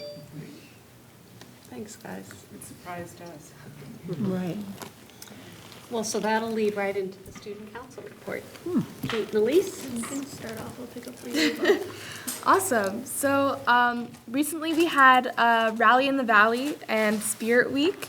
That was the week of September 30th. And basically Rally in the Valley is where all the sports teams go and do a dance. Afterwards there was an option for a movie, which is new, which is offered by Link Crew. And what they did is they usually have a dance for everyone to participate in, or this year they added a movie for students who wanted to see that instead, and I thought that was a really cool change so that people can celebrate in different ways. For the Spirit Week, what it involved is everyone could dress up as a bunch of different things. We had a lot of new categories, such as Meme Day, to confuse all the teachers, but Wild West Wednesday. It was pretty fun. And it really ramped up the school spirit for the week. Yeah, and then on October 11th, we had a club fair, which we do every year, but we're trying to get better and better as we go on. And this year we kind of set up a lot like a college fair, so kids could go into our gym and like kind of weave through the aisles and see what they wanted to join. And so kids like sat at tables where they represented their clubs, and they could talk to other students about joining their club and gaining interest. And a lot of that, it's for everybody, but a lot of it's geared towards ninth graders who haven't seen the clubs before or aren't as involved as they should be or would like to be usually. And it ranges from social justice clubs, student government. I think like fly fishing might have a presence there. There's like really anything and everything that kids can look into joining there. Great. Thank you. Any questions? What was the movie that they showed? The movie, I think it was Spider-Man Homecoming. Perfect. Okay. Or something like that, or Spider-Man. Yeah, discussion matters. 6.1 facility use fee schedule. This is, do you want me to jump right in? Jump right in. This is my own personal legacy project. Bob Mason didn't leave it to you? Sort of. So this was a long-term in the making, trying to put together a fee schedule that is consistent across all of our towns. They were, if you read what I tried to write up, the town-school collaborative relationships were absolutely different in every town. There was no overlap at all. And so we, this started with, actually Barbara Ann started this before I even started, but trying to align the procedures and protocols and the fees. We did settle on two kind of main goals, which is we wanted to protect our town rec programs because they're all serving our kids, and we didn't want to become so unaffordable that our kids lost out on opportunities. So that was a main one. And the other, frankly, was to maintain the revenue. It's about $150,000 a year that we get from renting out the facilities, which if we decided everything was free would be something we'd have to make up in the budget. So we said, well, let's see if we can take a pass at meeting those two goals. So what you see here does achieve both of those goals. It is a little bit short on the revenue side, but the revenue that I have is really only I've worked with the town rec departments to make sure I've captured all of their use of the building. It's harder for me to reach out to all the individual users of the building because frankly, some of them weren't getting charged. So it's like, well, I think the such and such club uses it, but I don't know how often. So there's some more work will have to be done there, but this does, I think that will make up the missing piece of the revenue, I guess, I would say. We, basically, the structure is that it's kind of split into nonprofits that are providing services to our community and everybody else. It's a little hard to define it more accurately than that because it's sort of a great continuum of nonprofits and commercial and volunteer-led and paid coaches and fee-based and not fee-based. So none of those are really specific. So this is the best we could do. If you're basically a nonprofit serving our community, you fall into this fee structure. That includes the towns and everybody else who does that. And then there's we do have some commercial users that are want to use our space for something that is very fee-based, that they're making money on themselves. That's what you see in here. I would just add, the whole reason that this is here is because in our policy, which is, I think, at the very end of this, the document, the board approves the fee schedule. So that is why we're looking at this. We don't approve procedures, we just approve the policy with the fee schedule. And for clarification, so if it's in any town, an intramural group of like adults who want to go to play basketball in the school, is that considered a nonprofit? Yes. Serving CVSD? So we would charge them the same as we would a town rec program serving kids. And I wasn't quite clear about the summer months or what your envisioning. Would this structure be in place year-round, or does it have to shift at all in the summer because of lower staffing and so on? It has to shift in the summer only because of our policy now that we need to have a custodian in the building. And during the school year, my custodians work until 11 o'clock at night. So there's no extra fee if you're using the building after school because there's someone in the building. In the summer, those night custodians work in the day. And so by 5 o'clock, the building is locked up. And so if people want to, like in Charlotte's case, want to use the building after that, they're going to have to pay for a custodian. And that's going to make it expensive. I have to also say, in the summertime is the time that we absolutely go wall to wall in maintaining and cleaning the building. So it's already tricky in that point of view. But. Do these fees apply to, like, Part 2 to the after-school programs?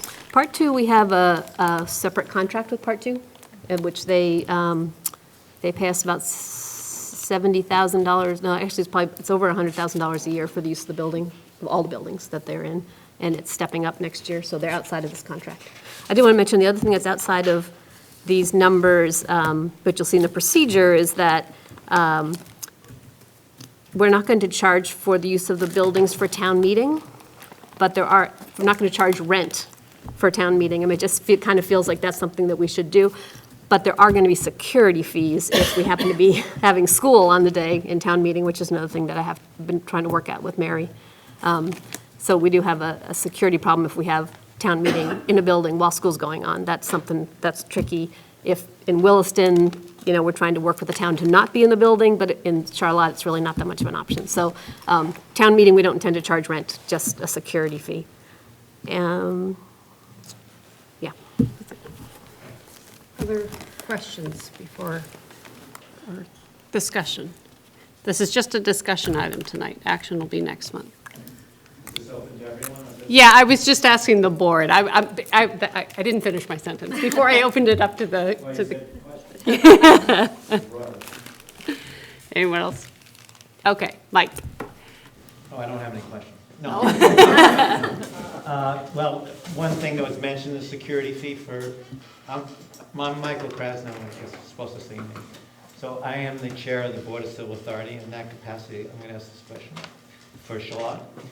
So in the security fees, would the district be adverse to the these town hiring security, as opposed to, I mean, the way this is set up, the school is offering a security price for security, and as opposed to the town hiring adequate security that you would agree with. Right, so actually that's way outside of all of this policy, and I'm happy to discuss it with you off-site. The administrators in that building have a pretty clear need of feeling for what they need, and we're more than happy to negotiate. I don't think it's an issue. I didn't know if this was set in stone, it had to be done this way. No, I mean, that's, I should just say it's not on this action. I'm open to whatever keeps our kids safe and the Charlotte community able to vote. I did potentially have a lot of other questions, but I haven't actually seen the draft. And I have been trying to get a copy of the draft, but I didn't know. I actually apologize for that because I did say that I would send it out, and then I felt I did feel uncomfortable sending it to a community member before the board saw it. So I decided that it's a little, but that's the reason I can't follow up with other questions, because I'm not sure what the numbers are exactly, et cetera. Yeah. Everyone on the board has seen all this, right? Correct? They've seen the fee schedule, which was, and that was out, that's been out for a week, so that was. Unfortunately, I didn't know where to access that. Oh, sorry. Yeah, I think Nicole had it. Board members too, but I haven't received it. It doesn't matter. Is it So, from me? Yeah. Did you request it from me? I did request it from you today, but you probably missed it because you were preparing for this probably. Oh, yeah, I did not get it. Well, I do want to say. I know it wasn't done on purpose. Yeah. I do want to say, and I did put it in my write-up, is that there are groups, not just in Charlotte, but in other towns as well, who use our buildings for free. And I don't know how to charge those groups less than I charge the town rec department, right? So it kind of leads to the fact that there will have to be a charge. I can tell you off the top of your head, we have an example. If you had perhaps had a team that was 2 hours a week, every week for the entire school year, it'd be $1,000 for the whole school As year. opposed to the addition of all those, the 35 per hour, all those times. That is 35, and we capped it, because we tried to keep it affordable, so. So it's capped at 1,000, is that what you're saying? No, it's capped at 15 weeks, regardless of how many weeks you use. Because we had some of our groups that really do use it for the whole year, like every Tuesday or every something, you know, for But the if- whole if- school year. But if it meets twice a week, that'll be $2,000, correct? Yes. Yes. Yeah. So, I was wondering if you took into consideration the fact there's some differentiation in types of groups. There are groups, as you mentioned, that are open to everyone, as opposed to private usage of the school. I happen to be the person who was the community member in charge for the Charlotte multi-age co-ed pickup basketball, which I've been doing for 30 years. We are not charged. It's open to everyone. It's basically a 3-generation, age 12 to 72. Different people every week. Very difficult to fit ourselves into this policy. We, under the previous rules, when rec wasn't being charged additional to Charlotte, has a special situation with rec, as you know. When they weren't being charged additional for usage of rec programs, it was decided it made sense for, even though we were a separate Charlotte program, town of Charlotte program, that we combine with rec for both liability and financial reasons, and for the future. And now we're in a situation where that has changed. That's going to change. Because under rec, we wouldn't be charged. Rec hasn't charged us because we're part of rec. And now under these new procedures, we would be charged $2,000. That's a significant problem for the type of group that this is, which is differentiated from, say, Mini Metro or, you know, any other private group that would, where people are selective and people pay for it. Pay coaches, et cetera. How you want to do this, but if, I talked to Nicole last week, and I believe she No, has I you know. on there, and it's already under, it's in this number, which is less than what the town of Charlotte's paying now. So you should be okay. Now, if you, Oh, the town of Charlotte is going to be paying less now? yeah, Okay, so I can tell you, I can't speak for her, but I can tell you that when she did the numbers, the town of Charlotte would be paying significantly more. she's incorrect. $5,000 to $6,000. She's incorrect. I have it about Okay, if that's incorrect, I $200 think- less than she was I before. think that's all workable. Exactly. I mean, Amazing. Nicole is taking care of her baby tonight. I told her Oh, to okay. come and Yeah. No, try to get to the bottom of some of those things. And Yeah. I appreciate that input. Yeah.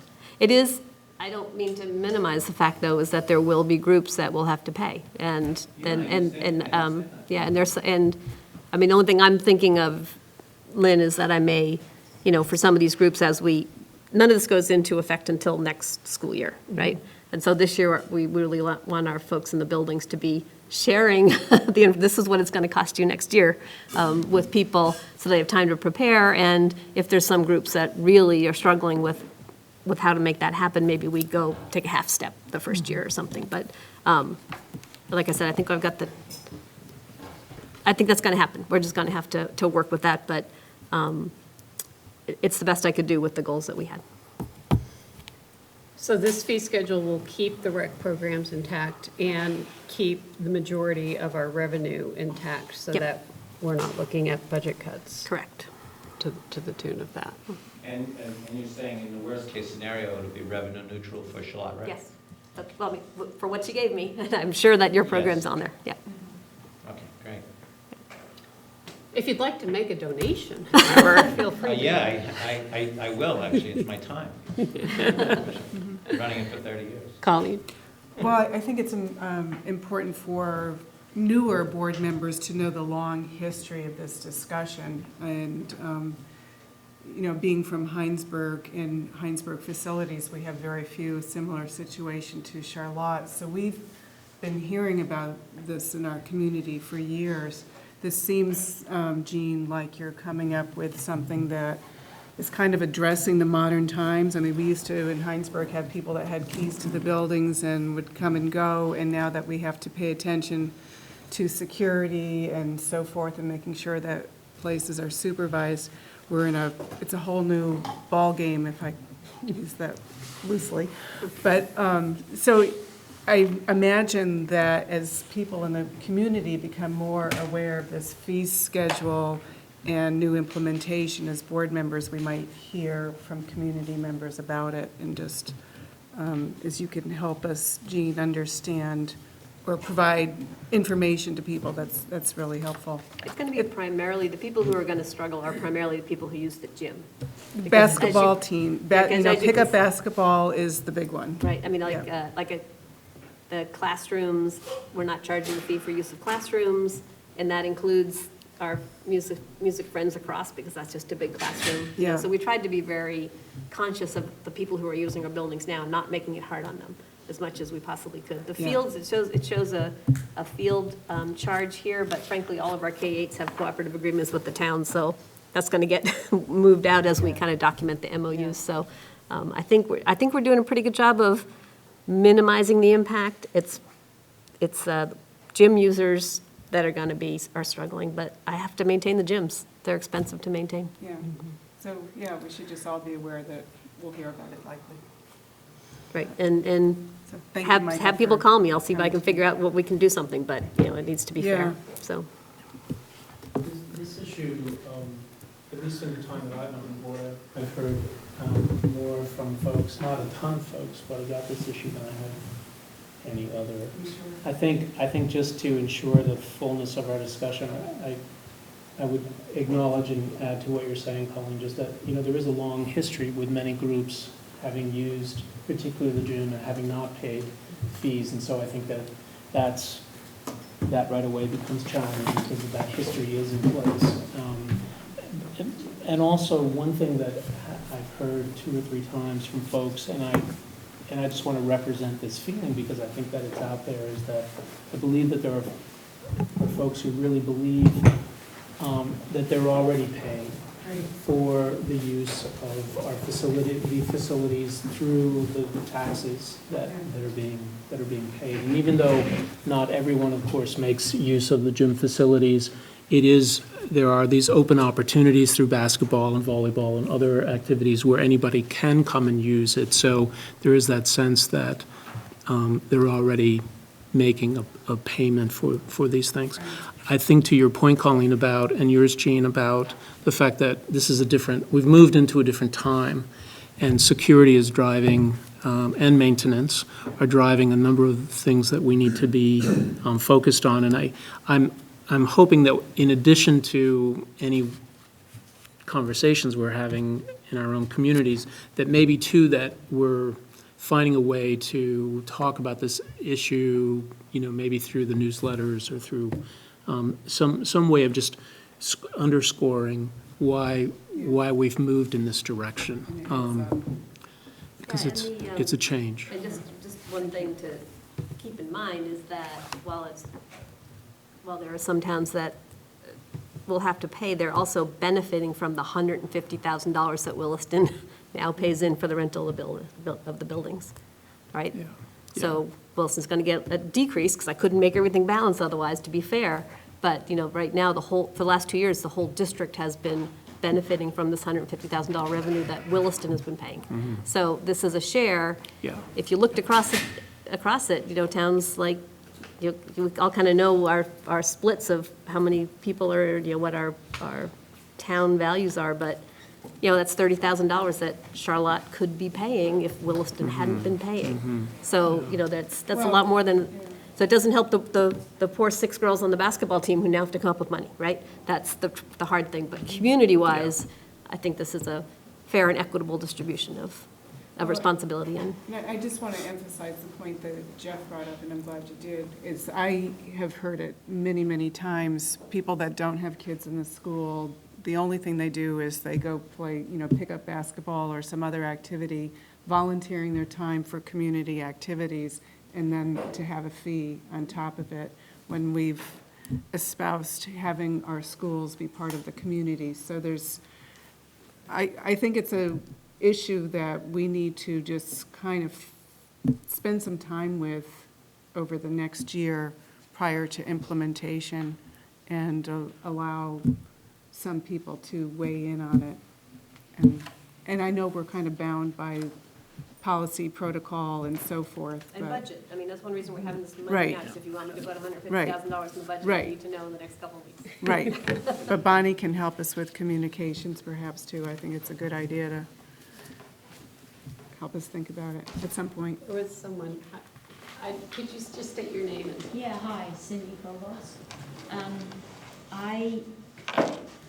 I'm here on behalf of the rec committee in Williston, basically to see what the budget, what this budget facility use fee encompasses. So coming up with your budget based on all of the schools now that are involved with, they're all grouped together now, right? Have you, the reason that the charges are different now, is that because you're realizing that Williston town pays exorbitant rec fees for the school, and that you're balancing it between all the schools, or is that not the case? Yes, I did come up with a single fee structure for everybody, and it gives Williston about a $40,000 tax break, reduction in their fee cost. So how is that looking? Do you have a breakdown between all the schools now on what that's gonna look like? Everybody else is not Because paying more. Williston has been putting in so much more money than any other town, that's gone and spread evenly to all the towns that are in the. It's not spread evenly, it's an hourly rate, that everybody has a constant hourly rate now. Right, I get that, but I mean, the money Williston's been paying that has gone into the bucket for all the schools, correct? Has been a lot more than any other school, right? I think it's not that Williston has been putting money in for all the schools, it's that Williston had a contract, an agreement with the schools Yeah. that they would, pay this amount of money. That just Yeah. went into the budget. It wasn't like it offset something, it's just like, at the end of the day, we need a certain amount of money to run the schools and have all the educational programs we want and all the facilities that we want and everything else, and it comes to a certain number, and then we have revenue streams. And there was a revenue stream that clearly seemed like it was mismatched, right? And obviously Williston wasn't going to continue to pay that once they realized, right? They're saying like, well, hello, why would we keep just making this donation? Right. So now we have to figure out a way that's equitable, that's fair, and that addresses, people understanding that, yes, we still want the schools to be the community schools. We want people to be there. We love it when people use our schools. I love that when I come here on any single night, there are lots of people here. That's a really good thing, but it costs money. Oh, no, I'm not dismissing that, It's- we were just trying to, see how that was gonna look, and if there was a place to see that, on how you're balancing that, based on, what Williston's been doing over the other schools. So my understanding, I mean, I could be wrong, but I think Jean has developed a table with fees, hourly fees, and she's looked at the use of each building, and that usage is reflected, that usage times the hourly fees is reflected in the amount that each town is paying. Will pay. Or will pay, sorry, will pay. So, so that's where Williston's number comes up. We come up with Williston's number. That's where Charlotte's number comes up with, is Heinsberg and Shelburne. So now you're saying everybody's numbers are gonna be based the same? They're all based on the same That's hourly okay. That makes sense. usage Yeah. rate. Yeah. And just a reminder, as far as our facilities go, if there's new construction in one town, like Williston's new construction, all of the towns pay for that, because we're all Correct. one entity. Because we know So we all that share. with other schools too. Yeah. Right. Exactly, no. That's why the presumption was that the rec facilities would be worked the same way. Yep. Evenly across all. Yeah. Yeah, okay. Great, thank you. Jocelyn, I just wanted to say that I've only been on the board for about a year and a half, and I think that the first meeting I was at, Jean has been talking about trying to figure this out, and she has come to our committee several times to talk about it, and I just don't even know of you came up with something that seems as fair as it possibly could be. It wasn't easy. So I just want to say kudos for that, because it really, I know that not all groups will be happy, but I think when you really look at it and looking at the two goals that we had, I feel like you had a magic wand to figure out how to make it fair. So just wanted to throw that out there. Thanks, Jocelyn. You did. Yeah. Any other comments, discussion? Okay. When is this slated for action?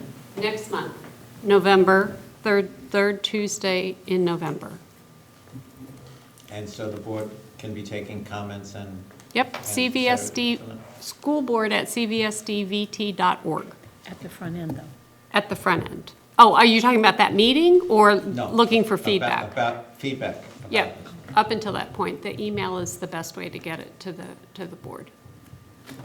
I was just commenting that if you did want to come to the board and make a comment to the board before they took action, That night.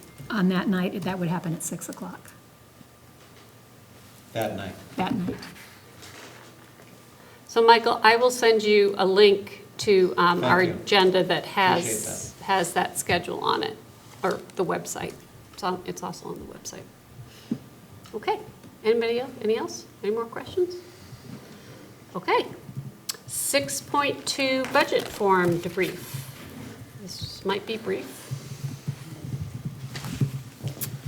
I thought it was awesome. This was outstanding.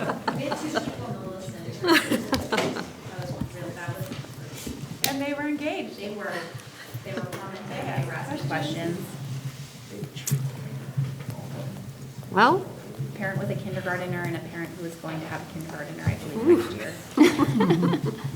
were they at the safety presentation I beforehand? don't think they were, actually. Ah. I think they came just for the budget.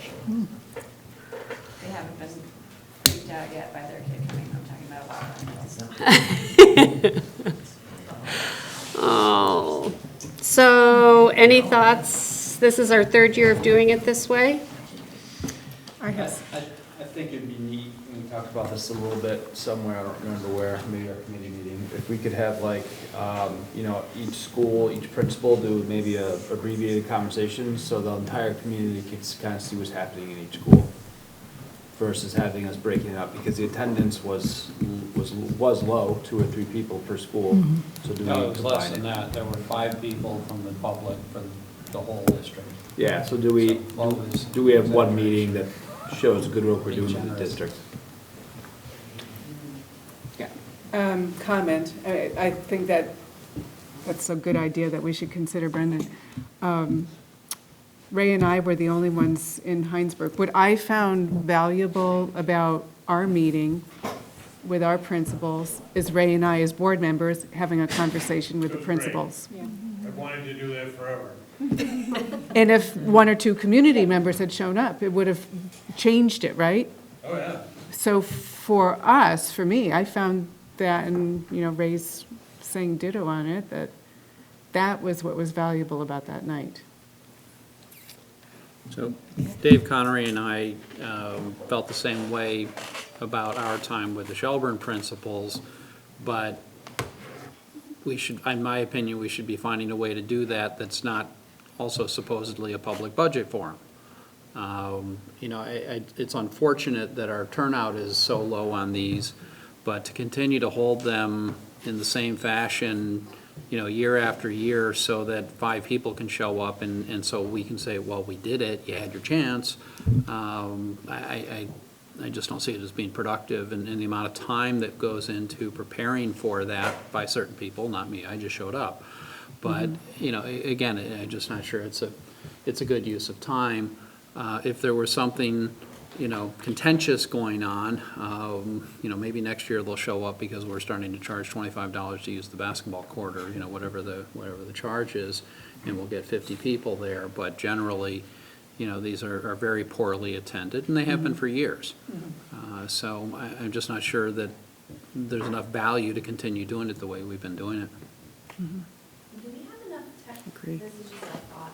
Do we have enough technology to, have on the same night, at the same time, have us all broken out at our individual schools and have enough technology that the intro part of it could be like put on a screen. So like Jean is talking from even central office or maybe here at CVU, everyone hears the same little tidbit, but then, and it doesn't even have to be like the Williston reps are in Williston and Shelburne is in Shelburne, maybe we switch it up.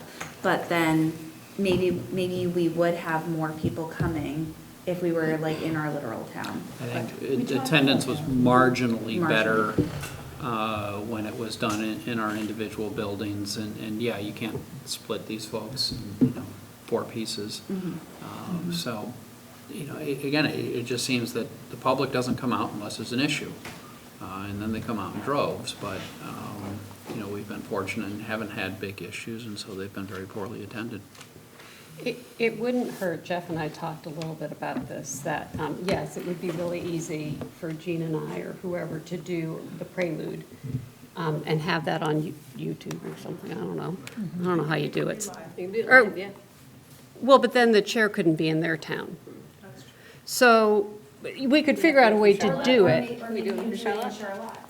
Right, and then, so this is just my feeling. We've done it 3 years with poor success.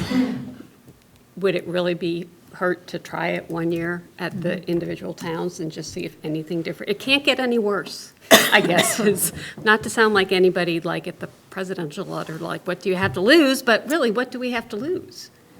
And we talked also, Lynn and I, about maybe partnering with the PTOs in each of the communities to try to really, not just get the word out, but maybe do some nudging, if you will, of folks to really try to get people to come. I mean, I think this is a real conundrum. I agree, Russ, that it's not working the way it is now, and at the same time, it feels like part of our mission is that we need to involve the communities in our budget process as much as we can to get their input. And so what do we do when we're not getting it? I'm just smiling It's like- because in Shelburne, we had always scheduled them right after, on PTO night, and everybody left.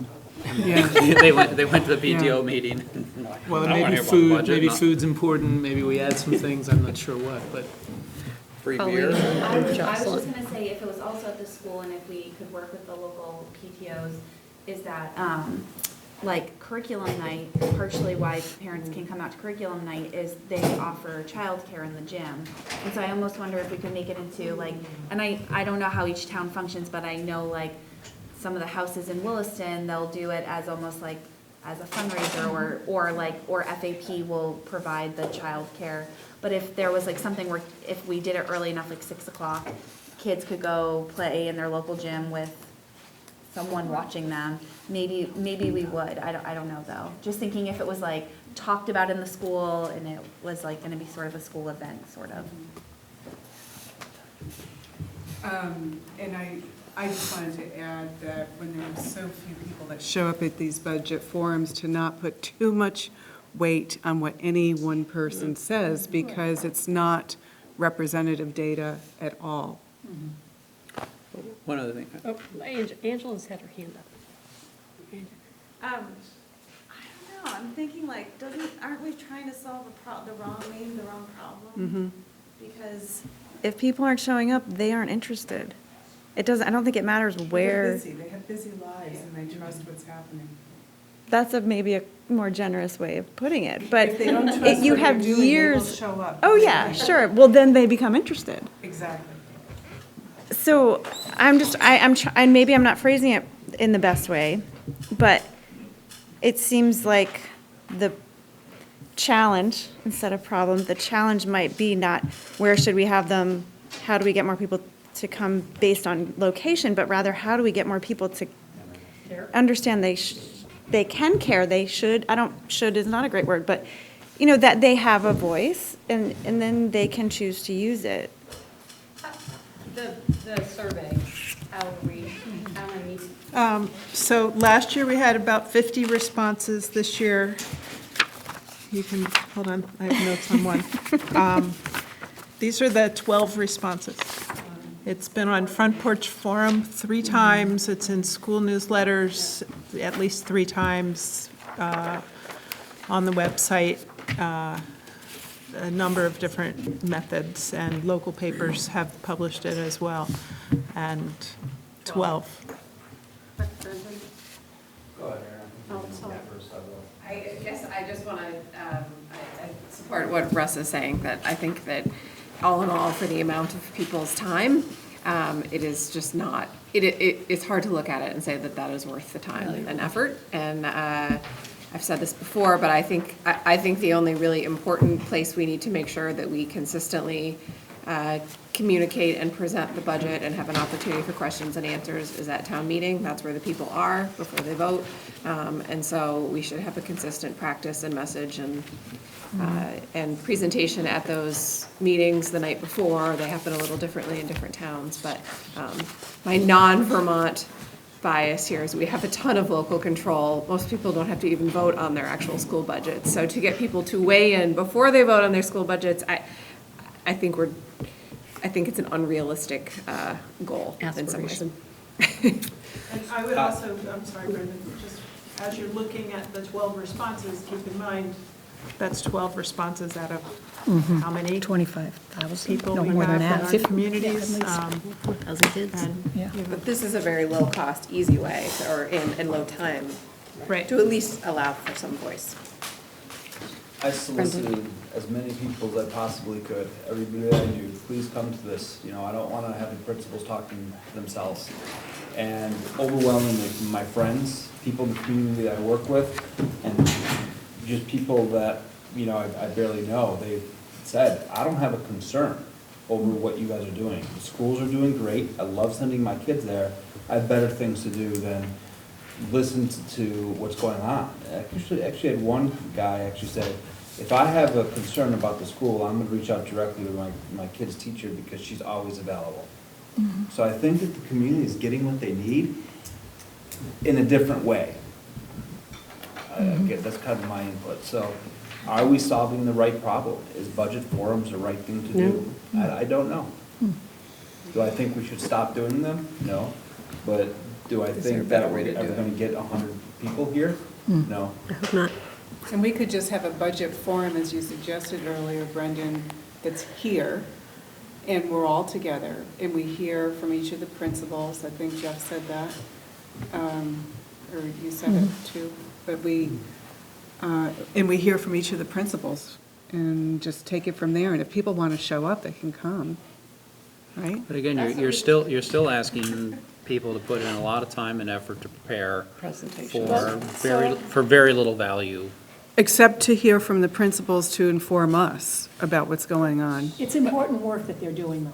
I mean, I think that like next week, Jean and I and Jeff and Mark and Megan are going to be going around to the schools, and we're going to be saying to the principals, okay, we need to hear from you. What are your class sizes? What are your programs? What are the sports are needed? What's working? What's not working? What other data do you have? This really sets them up for that. And yesterday, when we debriefed this at LEAD, not a single one of them had a single complaint about it. They enjoyed the conversation they had with you. Nobody said, oh, this is a lot of work to do. And they're willing to put it up online for people to look at. So I think that part is okay. It's just that it would be nice to figure out some way that is more purposeful maybe, but it's not, I wouldn't want you to hang it on. the purpose. Right. I like the idea that Erin brought up, because I think that is when you do have a captive audience the night before. And if we started planning that now and figuring out what that looks like, and do the principals get involved in that? You know, are they part of that? Is that where they maybe do a state of the school just before the board members stand up and then speak to the budget? Might be a better model for. They used to do that in And Greg has Charlotte. helped us do that in Williston. Yeah. All right, so maybe the budget forum takes a different form. Can I just, as an input vehicle, as opposed to debriefing the forum, I mean, was there, I'm assuming that if there was good discussion had around budget items, it went to the principals? And the principals will share it with us? I wasn't, I was at the CVU one. I think we did. Yeah, okay. I just want to make sure that if we ask people to come out and discuss things with the principals, that it somehow is getting back to the board and to administration. So, okay. We did. I wanted to point out that I did not put this comment in here that we should explore the opportunity around HCS pre-K4 and CCS middle school. That is not me. But boy, what a great idea.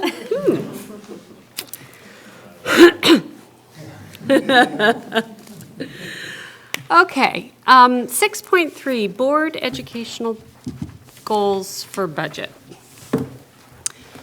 So for the past 2 years, and at the very beginning of the budget forum, actually, we had the slideshow with the slide with the 2 pages of board budget goals, which basically includes everything. We just want everybody to do everything every year and just keep doing it. And as Erin and Angela said, we started looking, and I know finance also started looking at maybe putting a finer point on the goals. And these are draft, and they're mainly meant for discussion, understanding that the timing to do this is not now in terms of getting super specific. And I think that's something that we need to work on, the timing of these. But I think indicators and finance would both agree that putting a more specific focus, and you can see where we have that, early literacy, equity audit, and food service, just kind of gives us, they're not SMART goals, they could be, but kind of just gives administration more direction on what the board is looking at as strategic priorities. I guess that's the language we're using. Your third bullet is all of our schools meet or exceed state education quality standards. That's big, right? I mean, that's a third. Right, so basically support the implementation of the mission with a specific focus on 1 and 2, ensure all of the schools meet or exceed state educational quality standards, and then provide the operational activities with the priority on or specific focus on food service, all at a price the community can afford. Much more narrow. I don't know that we could get rid of state quality standards as a goal. Or are those a given? I mean, they're state standards. Like in addition It's a to minimum, or right? within the scope of education quality standards or something. Yeah, they're a given. Okay. I definitely think state education quality standards are a given. That's like a fair minimum. Yeah. And, I like the idea of having these goals to get better than what is required of us. But where I'm struggling is that, we have to have meet on all these goals.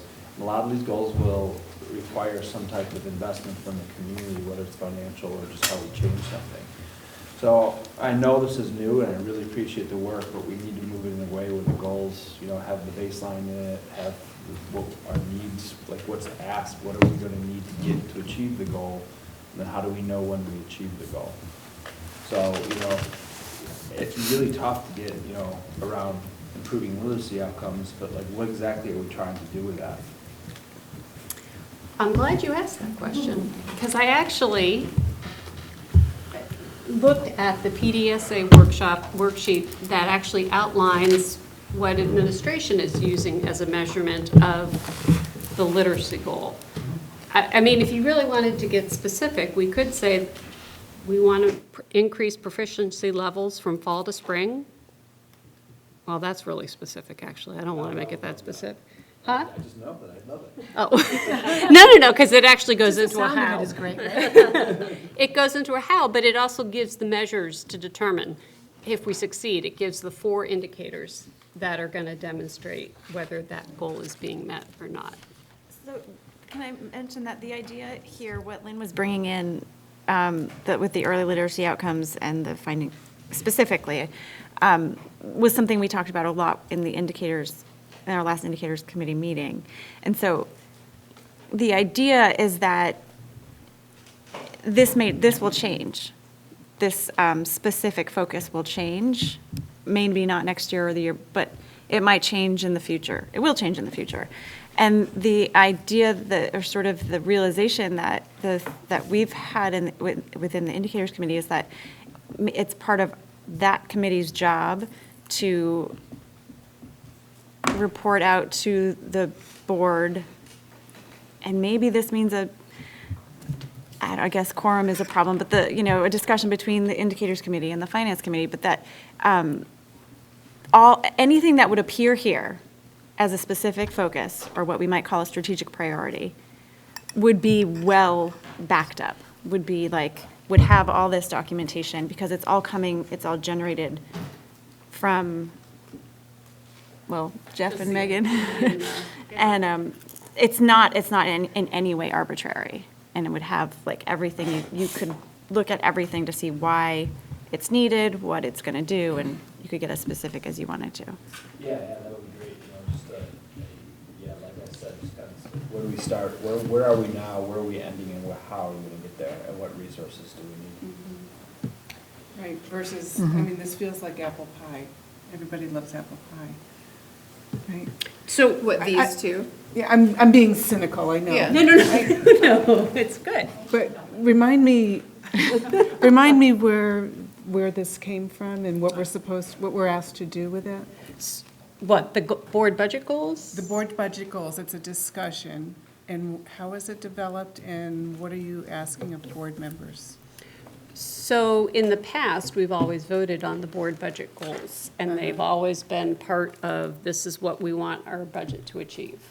And it has been apple pie and the kitchen sink, everything included. And so this list came from? So the majority of this came from, or the big bullets came from our past goals. The focus on the literacy outcomes, early literacy outcomes, came from the work the board actually did at the retreat, looking at all the indicators on literacy and math and all the different tests. Also came from the CIP when we had the literacy audit. That was the recommendations that came from the literacy audit. That's a piece of it. And then we also looked at grant funding and funding sources. So I'm sorry, I'm just like basic nuts and bolts. The finance committee came up with this, or it came from LEAD? So the finance committee came up with the food service goal. And that's been a goal. The indicators committee came up with the other two. The indicators committee came up with the other two. Oh, so two committees contributed to this? Yes. I'm very confused. I'm looking for authors. No, I appreciate you, because I was not clear either in terms of where these very specific goals, how they have developed and have come to this draft tonight, and also whether or not there's an opportunity as a board to make recommendations regarding other areas of focus in addition to this. So I'm not clear about this process either. I appreciate the questions you're asking, Colin. No, so we just were trying to take the big. Who is we? Who's we? Indicators, finance. Two committees. So essentially, the indicators committee is the committee that is kind of responsible for taking all the scoring, all the things that we measure, evaluating that, and somebody's going to help me out if I misspeak here, I'm sure, evaluating that and putting it kind of out to the board, and that's what their roles are. The finance group is primarily concerned with meeting the goals that through finance that's set by the board and by administration. So with the indicators group being the group that's responsible for the reviewing and monitoring of the performance, the indicators that we've chosen as a board to watch, they've set those two goals based on past conversations from the board, work that was done at the retreat, and I'm assuming areas that they're seeing deficiency in when they're looking at the indicators. The food service piece has been, I remember having that conversation with Bob when he was here. Was it Bob? Mm-hmm. Yeah. Yep. So that's just, I think, it's been an ongoing goal that we've been trying to wrap our hands around. Mm-hmm. So that's. I'm sorry, I know I'm being really thick, but I'm just like, who authored this, and was there a committee meeting between the two? Not between the two. Notes, not between the two groups, but A indicators. subcommittee from both the groups? I'm sorry, I'm just trying to understand the process. Who put the words? I put 'Cause this the is- words on If the we're serious paper. about this driving our budget and driving our mission, they're really important words. Yeah. Absolutely, and that's why this is a draft. And that's why, I mean, the default is we can go back to last year's budget goals and just have the No, grand, I don't want to grand discount a scheme. lot of work that people have done. I don't understand how this came about. I think we're always trying to do things better. Yeah. And this is kind of, you know, when we first started, before we merged, finance was just a task. It was just a thing that you did over a period of time to put a budget together. And now that we're merging and going into year-round budgeting, we're trying to have more specific goals that are drilling down into areas that have been identified that we can improve upon versus just large overarching goals that support the mission. So the indicators group is the best group to help us put those together. And the intent today was to, and again, if I'm wrong, please let me know, is just to bring this to the board and kind of get everyone's Yeah. feedback. So like Jeff, yes, I think I'd say that there is an opportunity to discuss, you know, how you guys are feeling about this and other areas of your concern. I think that, Colleen, I don't want to speak for you, but Yes, please. But I think what Colleen is asking, and maybe I'm misunderstanding, but I think what Colleen is asking is, how did it come about that the indicators committee Came up with these? Came up with these goals? Like, why are these goals specifically the ones being Chosen? chosen? Well, That would it's work. budget. That's what you're saying. No. Can I reinterpret? Well, let me just offer an example of how I think there are two different things. There's the question of process. I'm trying to clarify a process for driving board decision-making. And to me, this is a process issue for board decision-making. If the board adopts this, there needs to be a clear path to the decision-making process. To me, that's one issue, and it could be like deciding what kind of ice cream we're going to have next week. You know, it doesn't matter what it is. There's that piece, the decision-making piece, and I'm trying to understand the background of how the draft came about, just because I didn't know. I don't know. And I'm not saying I want to rewrite it, I'm just saying I'm trying to understand it. The other piece is, I heard some incredible work tonight from our educators in this building about personalized learning plans and where they want to go and expanding on that and so forth. And does that show up in here? You know, and we're saying we support that, but does that show up in here? So it's just it's all good. It's all good. The education quality standards, it's all good. I'm just concerned about a very narrow focus. And if there is a very narrow focus, is it because that's what our principals in the building are saying they need to have? Is it something that our superintendent said, yes, this is where the state's going? That's what I'm trying to understand.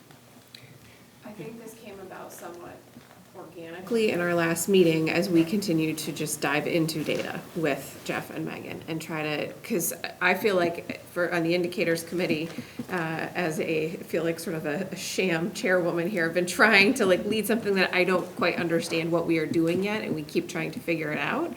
And there was some sort of moments of aha in our last meeting that in talking specifically about early literacy and our Title I, we were into the weeds on some funding and some staffing in our schools about Title I and support for certain students and certainly some of our most vulnerable students, and the way that some of the federal laws are going to change impacts budgeting, was then impacting staffing, and we were all kind of, wow, we had no idea that, say, scrambling was happening behind the scenes, or there's maybe less staffing for some really high needs things. Like how is that ever captured in our budget process? How are we standing for something as a board so that we're either spending money differently when those kinds of things happen, or we're spending more money when those kinds of things happen? So it was almost sort of a single sort of case study that brought us into a little bit more clarity about, we don't have a very clear vision about our budget and what we stand for, because our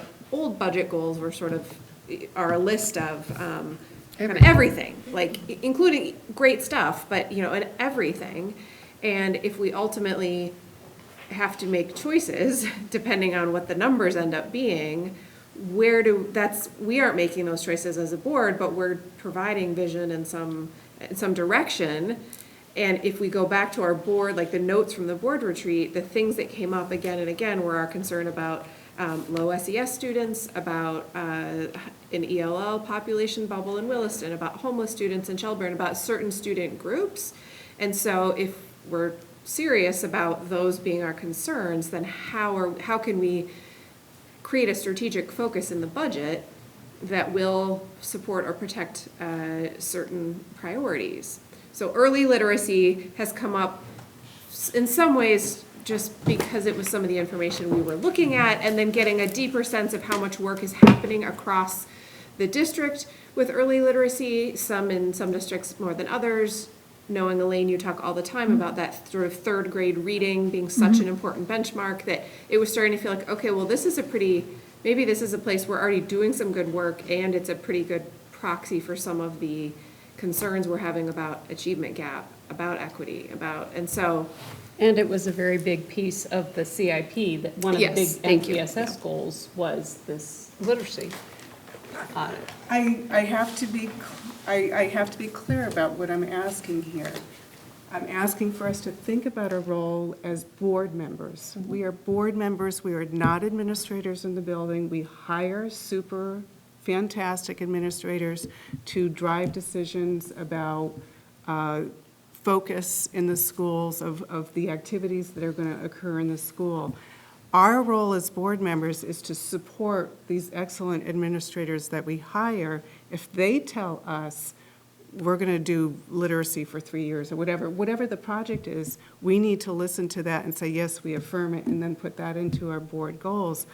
I feel like we're taking the wrong, our roles and responsibilities are getting mixed up here. But what you just said is exactly what happened. Yeah. This was generated from a conversation, number of conversations with Megan and Jeff, the talented administrators that we hired. So they came up with these focus. Largely. Together, collaborative between the board and the. Certainly the literacy focus. Yes, that wasn't like. I didn't hear Elaine an say, idea we no, had. this is what our lead team came up with, so. Well, this is the work that we're doing, and we did share this with the lead team yesterday. So they also had an opportunity for input. None of them looked at it and said, well, this seems weird, we're not doing this work. This is the work we're doing. So that would have been helpful to me to have, Right. you know, if this is being presented to the board for discussion and adoption, and I feel like I'm monopolizing the floor, but I think the process to me has to be crystal clear that our role is adopting policy and hiring good administrators to do the work. We're not deciding the educational direction of the school. So, I think. You go, I know. You're not gonna lose it. So, you know, in finance committee, right, we have a whole group of great dedicated people here that are part of the finance committee, but Jean's coming and saying, this is what I need, guys, this is how we're gonna make it work. So, like, a lot of our actions based on the feedback from Jean, which I'm assuming is coming from like a larger group.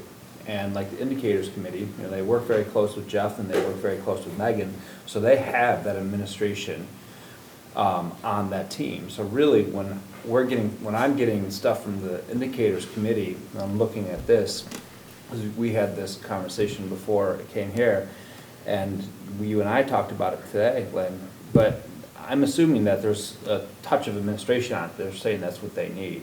Like, one of the biggest things that I'm always concerned about, and I know it's under control, so I've never brought it up before, but from a budget process, what happens when we miss a grant that expires when we're budgeting, right? So Megan and Jeff are our grant people. At least that's how I see it. And then they work with the committees group, and the the indicators group, and they say, okay, our grant's expiring this year, and this is how it could potentially affect our indicators. So they vet that as a committee, and then they can choose to present a goal that might require us to, finance something or do something differently. So I like that they're driving some of this stuff, because they're getting down into the weeds where we're not. Erin, hold on, let me just say something really quick to Colleen, because I don't want her to think she's losing her mind. You're not. Because you're kind of. I didn't think I was looking at that. I thought it was crystal. Yeah, it is kind of coming out of the blue, but it's coming out of the blue because the indicators committee has been. We've been trying to figure it out, and we finally got it, and instead of saying, okay, let's work through this again for another year, and just, we're taking little pieces off and trying to say, okay, what does the board think if this is how we go? So you're not crazy. It is kind of coming out of left field, but it is coming out of left field. I'm very clear about my thinking on this. Right. And I'm open to having my mind changed. I Right. just want to be very clear about our roles and responsibilities here and the full engagement of the full board. Yeah. So I think that this is a timeline problem, actually, and I think it is partly, so I say this often, and I get teased about it a lot, but we are in movement to merger year 3, right? And we're not as good as we'll ever be, not at the board level, not at the school district level, not at all of it. We're great. You guys are really great. I so much respect the way you do your work. But I think that every once in a while, somebody gets an idea of something that maybe should have happened like 6 months ago. Like at the retreat would be the right time to dedicate time to say, okay, what is it that we want to focus on? What do we know from administration around how schools are run, what's going on, what do they need? What do we know from our own selves, what we think we hear from the community? And then at the retreat, figure out what the goals are. But here we are, and a committee that has gotten come alive and gone, oh, I get it, we need to do this part, has put this on the table. And now that's where it's all coming up, because all of that other stuff, that if you were really going to put this on a calendar in a timeline, would have happened before the board got this as what do you think about this goal? Right. Or these goals? I have Erin. a lot to learn about policy governance, and so I really appreciate your perspective, Colleen, and I'm always learning from you. But I think I respectfully disagree a little bit in that the budget is the thing we're responsible for, and it does impact. We are not making the decisions about who's in what classroom and what programs and curriculum, but the budget has huge implications for all of that. And so I don't think we can be quite as detached from it in sort of a policy sense as we've been maybe trying to talk like we are. And for me, that was illuminated as we've talked about this over the last couple of meetings, and literacy in Title I and some things in certain schools, and not realizing the implications of some. In this case, it was, federal regulations and grant money, but that all then ties back to the budget, and that's where I'm feeling like, oh wow, here's where the board does need to be, like, we need to be clear about what we stand for, so that we don't feel blindsided then by some of the things that happen within that budget. I'm not articulating this very well, but to me, the budget is that we are responsible for that, and so if we're gonna fund one thing over another, or we're gonna fund RISE, but we're gonna have fewer reading interventions in kindergarten, I don't want to make those decisions, but I do want to set a really clear vision that we should set a really clear vision that drives those decisions. I don't know if I'm. I think it gets back to when you. If you're asking for me to respond, if you have No, to not respond. necessarily. I'm just. Okay, because I do have additional opinions, but others want to say something. I was going to go to Jen. So, one of the things that I'm not clear about, in addition to a number of the priorities that you identified earlier, Erin, there are also other priorities as a board that we have talked about. And at our board retreat, for example, we devoted a significant amount of time to diversity training with Rebecca Haslam. And we also had a number of discussions, or I should rephrase that. We discussed heartily, I think, in the last board meeting or two before last year ended, our desire to move into more education and training for staff, for students, et cetera, and to really, I think, more robustly look at how we're managing and supporting, how are we best supporting our students throughout all of our schools, including our students from diverse backgrounds. And so for me, what's a little bit confusing about these areas of focus, not that I would argue with any one of them, because they're all very important, but is there room for example, one of the things that I was hoping to propose as we move into the budget year is can we have a discussion about the idea of hiring a diversity coordinator for this district? And if not full-time, then maybe half-time. And is that even possible? I don't understand all the nuts and bolts of this budgeting process, but within these draft goals, is there going to be room for discussion for those kinds of areas that as a board, we're also concerned about? Because I think that is part of the vision that we have for our entire district.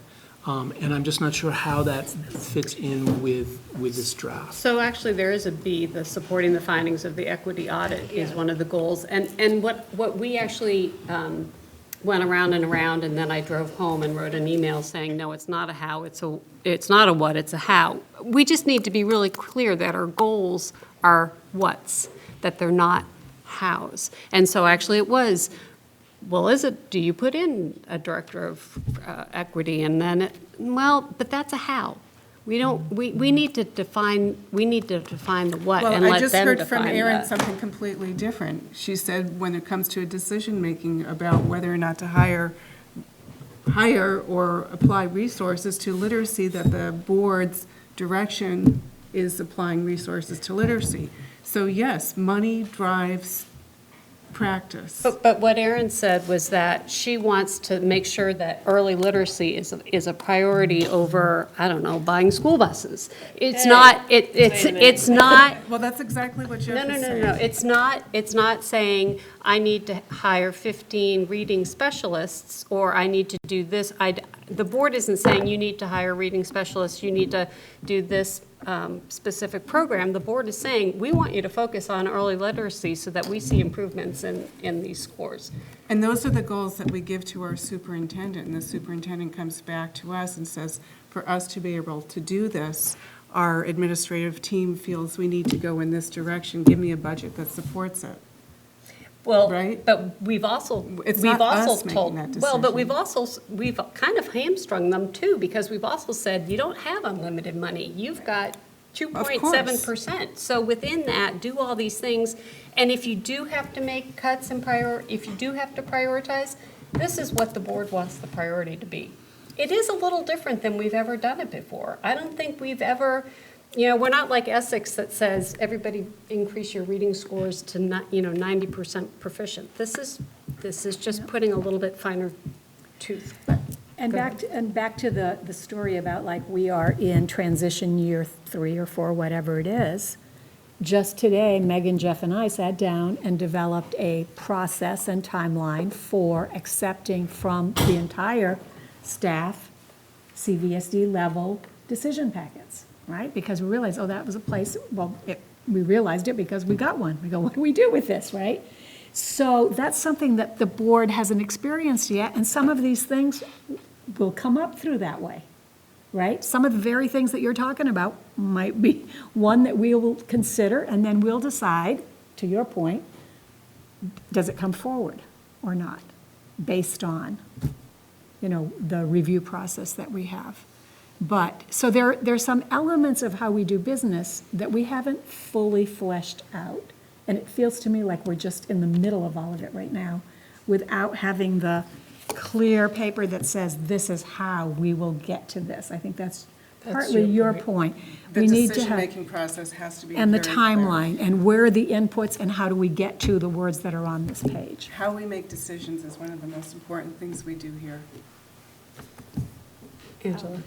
I'm feeling like Jeff was just kind of left hanging a little bit. Sorry. I don't know if you were, but I wanted to add that we talked a lot about the big picture of what you're, I think you're talking about but one example of something that would support a big picture concern of Right. improving equity and diversity. That was and that, we talked a lot about that in the indicators committee, and that was based primarily on our retreat. Everything that collated from the stuff that was hanging around the room, and not just Rebecca's presentation, but the second half of the day. So we did try to encapsulate what you're talking about. That, yes. In that second bullet, So- and that might not be the right wording, that might not be the. This is super rough. But this is trying to do it a Just little mechanically. differently. Yeah. Go ahead. So just to throw this, in, just mechanically, Elaine makes the decisions and brings them to the board. So this is informing Elaine's decision-making. I happen to appreciate the way this is laid out because it doesn't just have the specific things. Because if it just had the specific things, then I'd be confused on saying, Elaine, I think they want us to not do the robotics thing because it's not on here, right? You know, so by saying kind of a general, meet the goals, meet the mission, but Elaine, when you come talk to us in December 2nd or 1st, you know, make sure that you address these things, how the administration's approaching them specifically. And I would personally say that if we have trouble squeezing everything into the 3.3%, then this might be the areas where the board would be more forgiving with another plan. Maybe not, but maybe yes, because these are priorities and they're, not to say new priorities, but they're specific priorities. So that's why I find, while it's not perfect and there's a lot of growing to do, this sort of draft that's out there for discussion, which clearly worked, Lynn, the mix of, yes, some motherhood stuff, apple pie, and some real specifics, it personally works for me in helping Elaine put a budget together. And it's already working because I think Jeff and I have a Title I solution, so, for the early, yes. So, to me, this works, it's not perfect, and I really appreciate it. I mean, it's a really fascinating discussion with both my, you know, my old ratty board hat and my new administrative hat is like, what's the board's role in setting that vision? It's an interesting, educational vision is an interesting topic of discussion. So it's been a great discussion. Well, and I guess the question to the board is there a desire among the board to do this, to put a finer, to point, and to define the strategic priorities for a budget?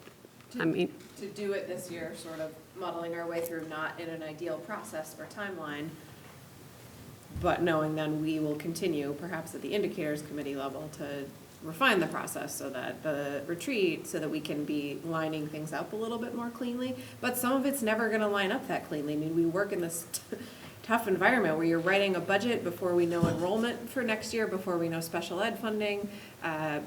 You know, if we're gonna use the data that you gather from what we said from last year's, they might not have that data in time to write the next goals. Like, those things are just never gonna line up as cleanly as we might wish they would. So to wait for that or to try to keep finding that perfect time, also, I guess for us, it felt a little bit more like the time to try something different. I like this. I appreciate the work you guys put into this. And I think this is a robust conversation. Yeah. You know, exactly what Elaine said, you know, we're in year 3. We're still working on these things and trying to figure out what works best. Barbara, Jocelyn, I think it's a Ray. stepping stone, you know. It's, you know, everybody has put in too much work. I was with Jeff, but if you look at, I actually looked at point 2, and I already thought, you know, it's driving us towards that diversity ask that we have, and to Elaine's point that, you know, as she's coming to us, she's going to give us those details. I think that aligns with point 2. So this is a starting point. I hear the feedback. It's critical for maybe the feedback, but then it's going to take, I don't think we have much time. We are working through the budget now, and we have like 2 months. So at least we want to have some starting point, something to work with. And the teams did a great job, especially the indicators, because we kept on saying, okay, we're waiting to hear what the indicators have. And I think that's, The only piece I have maybe for the food, how do we measure that part? And I don't know, because, as you come up with goals, you have to always think about that measurement piece. And I don't see how we measure that food service, so, Now that I've again. finished the fee structure, it's a legacy project. So the only feedback I have is, and I think it might just be that my brain isn't working, is that there's something about the formatting of it that for some reason was making me not really completely understand how, there's just that, I think I originally missed the support of the the CVSD's mission, so it means it's everything with more focus on these two things. And I'm just imagining when we're there the day before town meeting day and we're trying to explain like the whole budget process, I don't know if there's a way to make it a little bit more clear, so that way if someone from the community, there's just something about the formatting is really like screwing with my eyes, I don't know. And, I'm glad you bring up the formatting. For me, clearly, I had problems because I did not understand where this is coming from. There's no clear, we've had a rich discussion tonight, but I want to see, this is how we got from A to Z. We met as a retreat, the board members did blah, blah, blah. This went back to administrators. The lead said, yes, this is appropriate. It went back to whatever. I want to see the steps. Yeah, I and want I've to got notes see. about that. And I think it'll come Because out this, too. I don't even see an author. I think it'll also come out as the indicators gets our charge clearly defined. I mean, it's been easy if you're, I don't know, on finance. I mean, it's pretty cut and dry, well, not cut and dry. It's pretty straightforward what they do. Indicators was this new, it was the new committee that kind of knew it had a purpose, and we kind of knew what we wanted to do, but we didn't know how it all came together. So we hear you. And I It'll get do want to clearer. be clear about our roles and responsibilities, that Oh, yeah. that's, Very much so. That's why this is a discussion and not an action matter. It's going to take a while. Okay, any other input? We can move on to the VSBA resolutions. 7.3, we're going to appoint a voting member to the VSBA meeting, at which point that person's going to be voting on these VSBA resolutions. So, And just to be clear, everyone who is in attendance can attend, but only one who is appointed tonight can vote. are you going, Lynn? I am going. So we can authorize our board chair for us, right? I might need to leave a little early because I might have a basketball game in Clemson to get to, but are Then you you going to just be pass there? the ticket on to To someone. you, Yeah. okay. But did anyone read the VSBA resolutions? Does anyone have any burning Who's going? thoughts? Jocelyn, Barbara, we've got a good group going. Yeah. At least 4 of us. That's great. I certainly didn't find any reason to disagree with the board recommendations. Their recommendations. I think that's what I did last year, was just voted with the board recommendations. Okay. Everybody's okay with that? Yep. Voting on the board recommendations?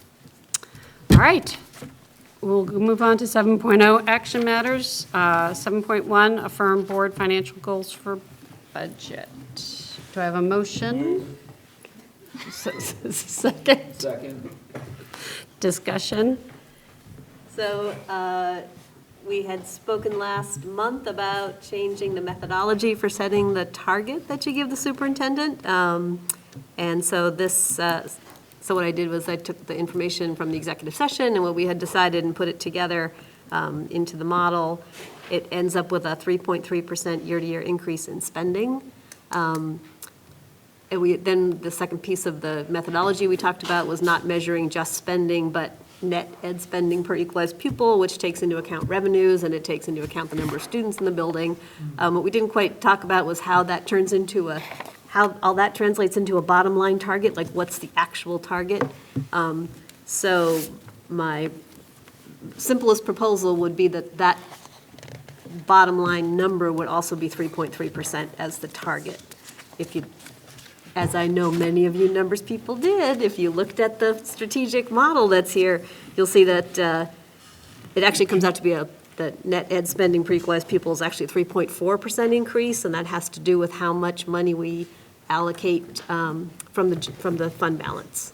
But I think just to be simple would be, just take the direct administration and take the 3.3%, take it all the way down to the bottom line and leave that as our target.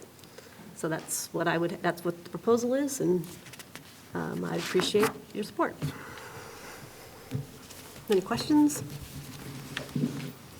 I did, if you just notice, actually, just as an aside, the strategic part of the model, which is beyond next year, I took it back down to a 2.7% increase, which is NEAP, because if you remember, one reason that we discussed having, it needed to be something higher had to do with negotiated settlements, and we're not there yet. So that took us down to NEAP to be safe.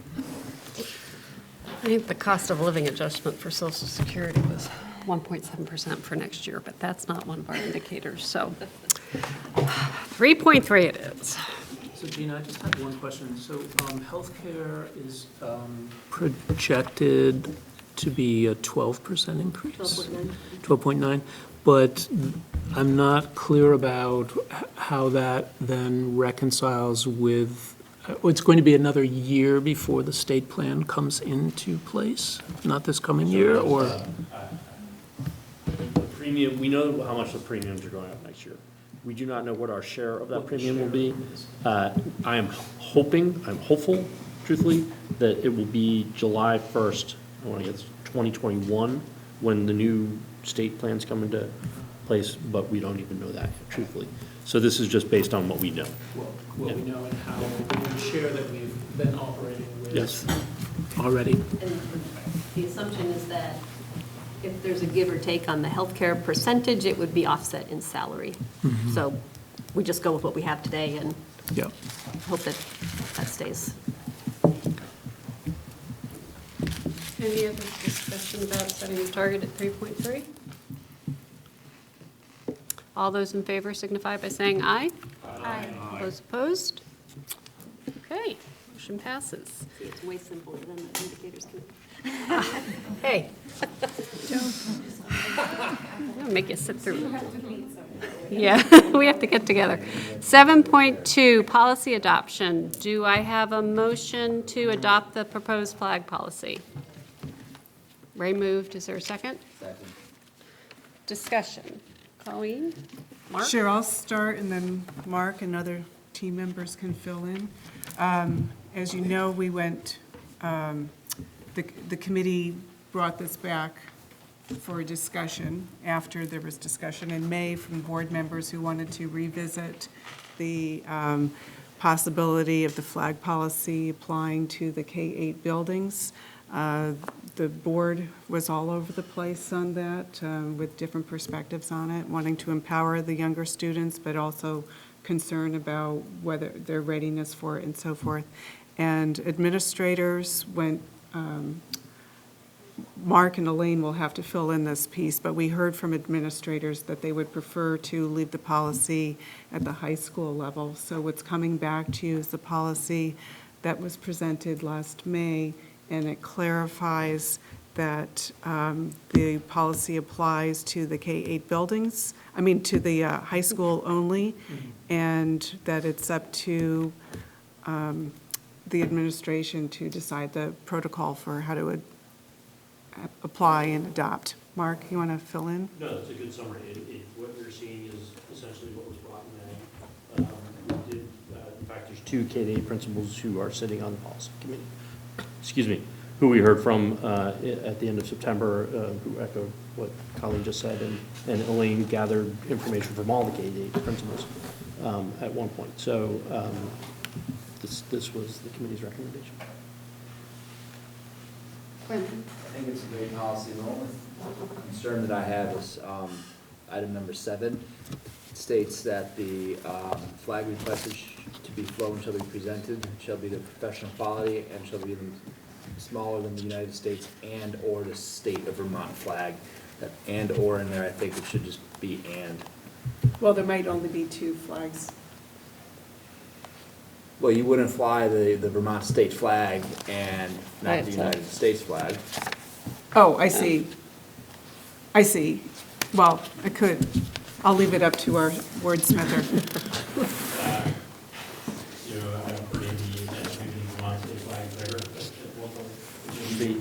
But sure, it's either, we can take the order out. You could use that as an amendment. It would be an amendment to the motion.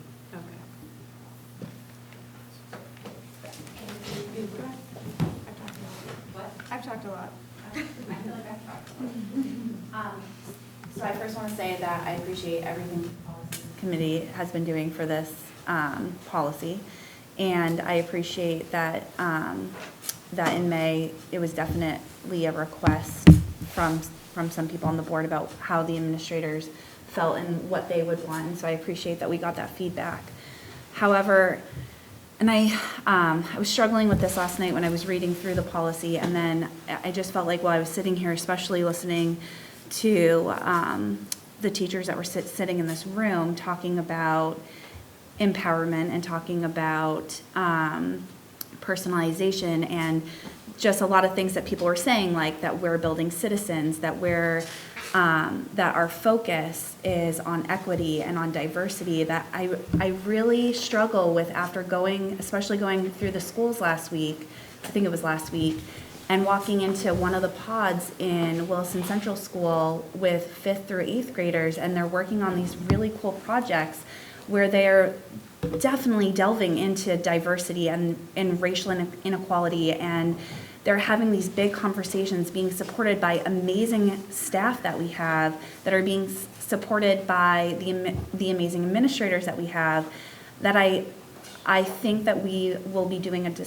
disservice to our K-8 students if we basically don't give them voice. Like if we say that, I can quote it, but that basically all K-8 schools do not have the ability to raise a flag when they'd still have to meet the other 7 requirements. So they'd still have to be a student-led organization that would be supervised by our amazing staff that we have, that they have to make the request, that the principal has to oversee it. I just don't understand why we would not be giving voice to those kiddos. And I really feel like we would be doing a disservice and would not be meeting our mission of supporting and fostering critical thinkers and citizens that are going to go into the rest of the world. I don't really see what changes from a kiddo who's in 8th grade in May, and then they go in September and they're a freshman. So maybe I could just speak to the input that I got from the principal. So I didn't get it from them as a group. I got it from them individually. And what I heard over and over again is that at the high school, there is one principal who's making this decision. And it's clear, it could be appealed, and it would come here.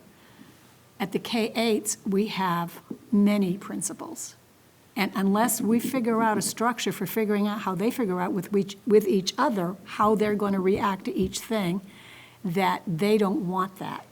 They don't want that on them. They're not ready for it. They're not ready for it. So they're not saying they agree with all of the other stuff. I mean, they are enthusiastic about all the work that we're doing around diversity, but they're just saying we're not ready for that because as a system, we haven't figured out how would we do this to make sure that a principal in this town, given this set of circumstances, makes this decision on flag XYZ, and in this other town with a whole different set of circumstances and a different group of kids and whatever, makes a different decision, and then what happens? So that was the basis. It wasn't about not wanting kids to have voice, and it wasn't about we don't want to do this work. It was absolutely about we don't even know. And that was 201, every single one. And like I said, I met with them separately. So. And I guess my reaction to that is that we need to challenge that then. Like I don't think that we should be putting in policy that's black and white, that then to be able to go back to change it, that we'd have to appeal it or have the policy committee put it back on their plate in next year, the year after that. I respect that. I honestly do, and I get that that's a huge barrier. But at the same time, just because we don't have the system in place, I don't think is enough of a reason to then say that it's not a possibility. So what they would say is, you could change your policy and say, it all comes to the board. Yeah, and we don't want to do that. And so I'm just saying, that's I a mean, choice, the though. policy committee, I mean, we heard everything, and we came down on the policy could be changed in the future. It's not like it can never change. But Russ, you were going to say something. I was going to say, there are certain things where you can call it an arbitrary cutoff or whatever, but for me personally, 13 and 14-year-olds have different decision-making ability than 15 through 18 or 19-year-olds. There were enough issues that we heard. We listened to what the administration was interested in, and, it may seem arbitrary, and sure, we want to empower kids to a degree. And this is one of those places where we look at it, or I look at it and say, we did the right thing at the high school level, but I don't think that we're ready to push it down. And no, I don't think the policy committee is going to have to revisit this every year. And maybe a way is figured out to, to do it, a year from now, 2 years from now, whenever it might be. I don't see us, if and when we get to that point, I don't see us going back unless it became problematic. And I don't know what that looks like, but. It's a step Like I say, forward. for me, yeah, every now and then you have to make a decision, and this is the one that we made as the policy committee. I take great exception to the notion of like empowering them to a degree, because who are we to decide what degree to which we empower? We're adults and we're board members. I think that's dangerous language, but I also think that this policy as written borders on hypocritical, given the claim, to that we're focusing on equity and inclusion. And I think when you're making big changes, you're going to, it's hard. And so I hear that there are concerns that if one principal does it one way, is another principal implicitly encouraged or forced to do it the same way, and that's not an easy discussion, I can imagine. But I think that this is the time to have difficult conversations, right? What's the name of the conference? Courageous conversations. And I was at dropping my kids off at Wilson Central the other day, and there's signs all over for the Gender Sexuality Alliance. And this was before the policy, before I read the agenda, and I was like, they might want to raise a flag.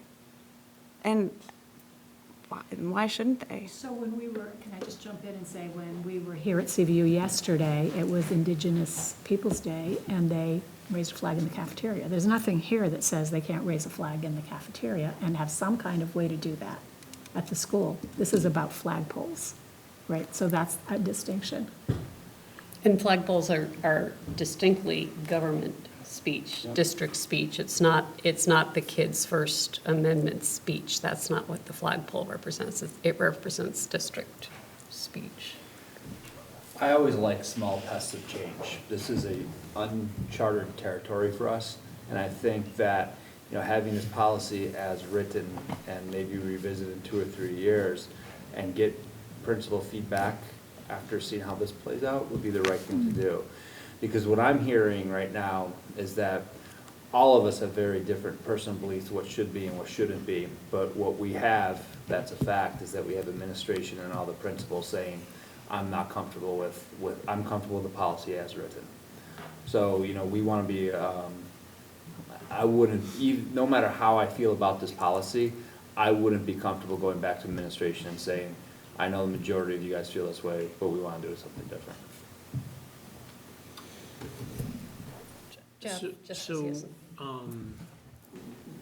This policy, and correct me if I'm wrong about this, but was driven by the grassroots effort CVU students this past year, and this is why we're having this discussion tonight. I'm on the policy committee. We've all wrestled, we've had a number of conversations about this very issue. We've gone back and forth several times. I grew comfortable with this policy as it stands for a couple of reasons. One, because there has been input from the principals, and I think going back to our earlier discussion, we really have to so strongly take into account, they're the ones who are on the front lines, they're the ones who are monitoring what's going on in their schools and determining what's best within their schools. And what I'm hearing is that they feel that at this time, they don't need policy for this, that there hasn't been this kind of grassroots drive. But what really swayed me into accepting this policy is that my colleagues on this board, I feel, are all people who, whether they agree or don't agree as to whether or not the middle school, for example, should be able to fly a flag on a flagpole representing whatever interest, they're very open to having the conversation. And I feel like if a principal came forward and said, there's activity going on in my school and the students want to fly a flag and I want us to step back and look at this, I really felt comfortable that with the people on this board and with the people on this committee, we could really have this kind of discussion and relook at this. So to my mind, I didn't attach any timeline to that. If that happens next month, I'm hoping that, and the principal is saying, I'd really like you to look at this, I would like us to do that immediately. If it's 2 years from now, it's 2 years from now. I just felt like that we have a system in place where there's enough flexibility and openness with the people who are doing this work that we could come back and revisit this whenever we need to, if the need arises. I appreciate your feedback, and I hear what you're saying. I just feel like you may feel and may know that the individuals on this board, that this is a policy that can be revisited. But at the same time, if you're in a club, in a school, and you read the policy, it just says that, let's see, where is it? That the specific line about how requests to display flags at Charlotte Central School, Shelburne Community School, Heinsberg Community School, Williston Central School, and/or Allenbrook School shall not be considered. At this time. But it clearly states it will not be considered. Because the policy is adopted at the district level, we need to distinguish what school, the campuses need to be identified when it differentiates from that. What I'm just saying though is that I know, I hear you, communicates something different. I hear you saying it feels like it's excluding, and I hear that, I understand that. But I'm not concerned about how I feel about it. What I'm concerned about is how our students or even our staff could feel about it. And I guess I'm having a very hard time wrapping my brain around it. I had a conversation with Rebecca Haslam during the training that we obviously as a district support. I mean, we obviously do. We've all been trained in it. Our central staff has been trained with it. Our teachers have, our support staff. And when, because we had that right after the conversation about the flag policy, our initial conversation about it. And I was just picking her brain about it and asking her what other schools have been doing and what she thought about it.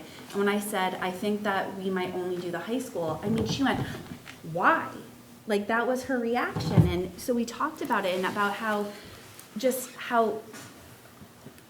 I would push back that 13, 14, 15-year-olds have agency. They have the ability to feel things, and although a flagpole, respectfully, a flagpole is a government entity, but we still made a decision to support CVU students in raising a flag on our flagpole, and it's not equitable or fair. And so I hear that. I wonder if, I think the piece I struggled with is, does it have to be the same? Equity, I look at our definition of equity, and equity does not mean equal and the same. And so, I mean, honestly, the raising of a flag to demonstrate or to speak is something that's just come about, right? Throughout decades, it's been different forms of expression. So perhaps K-8s have a different expression than 9-12. Just like, you know, 8th graders don't have the right to leave campus like our high school kids do because they're not, you know, ready for it yet. But I also wanted to get back to what you were saying. When you read this, it makes it, if you're a kid, it makes it sound like we would never consider it. Would it help if there was language that said, you know, shall not be considered at this time? Does that soften the? I don't think that it does though, because it just still means that it's not gonna be considered. I don't think saying at this time is enough. I don't know. So perhaps, I don't know. Can you call the question? It's a fair point. If there's, When we have policy, it has to be adopted at the district level, CVSD, whatever we are. I wanted to say CSSU. So it has to be adopted at the district level, but when we have policy that has implications for the different campuses, we need to address the different campuses. And I hear that the phrasing seems negative, and sometimes you can flip a sentence around that it, you know, maybe it applies to the CVU campus only or something like that. And that just takes, and perhaps that would cover taking away the different campuses, and that it's just kind of blank on the individual campuses. I don't know. What do you think, Mark? Well, point of order, ready to call the question. so that means you have to take action, which means that, is there a majority of people who wish to cease discussion? Raise your hand if you want to cease discussion on the, and take a vote. 1, 2, 3, 4. And all those who want to keep discussion? 1, 2, 3, 4, 5. Okay, so. I hate to have it keep going, but I just want to, I want to. Your motion fails. Acknowledge. Your call. I want to acknowledge the concern about the negativity, and I think there's the option of flipping our language around and perhaps being silent on the individual campuses and saying that the policy applies only to CVU, and it's just silent on the individual campuses, and then it's not calling out, it's not you. I think we're talking a lot about the 6th, 7th, and 8th graders who, have a higher maturity level than our 2nd, 3rd, and 4th, and 5th graders. At the high school level where this policy was brought up, you could assume that all the students in this building have an understanding of what different flags mean that we would ask, that would be asked to fly. Their club flags are aware of what's going on. My concern is that 6th or 7th or 8th grader who understands all this stuff asked to fly a flag in one of our K-8s. How are we educating the 1st and 2nd grader what that flag means? So it's more than just, for me to feel comfortable flying the flag at any of our other schools, it's not just simply about should we fly the flag or not, like it was at CVU. It's okay, we're going to do this. Okay, now administration, you guys have to figure out how you're educating the 3rd and 4th graders, because my son knows what the American flag is. Both of my sons know what the Save Vermont flag is. I want to make sure that the kids are getting the right message, a positive message about every flag that we fly, and that should come from our teachers. Can I just say, we're not going to agree on the cognitive level and maturity of kids, so it's a conversation that we should just stay away from. I think that there's enough votes on this board to adopt this policy as is, if it's put to a vote. We're supporting what our administrators asked for in the building. I asked to delay the conversation just so that we could continue to revisit the question of flipping the language and saying, can we have the policy language just say that this applies to the CVU campus only and be silent on the individual buildings? Do you want to make that an amendment to the policy? I'm looking to Mark. Sure, so you could amend Requests to display flags shall only be entertained at CVU.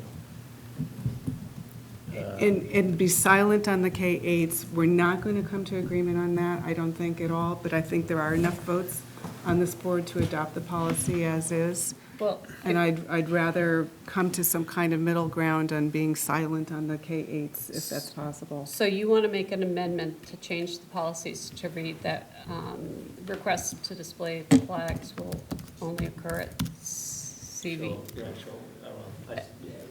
Requests to display flags shall apply to the CVU campus only.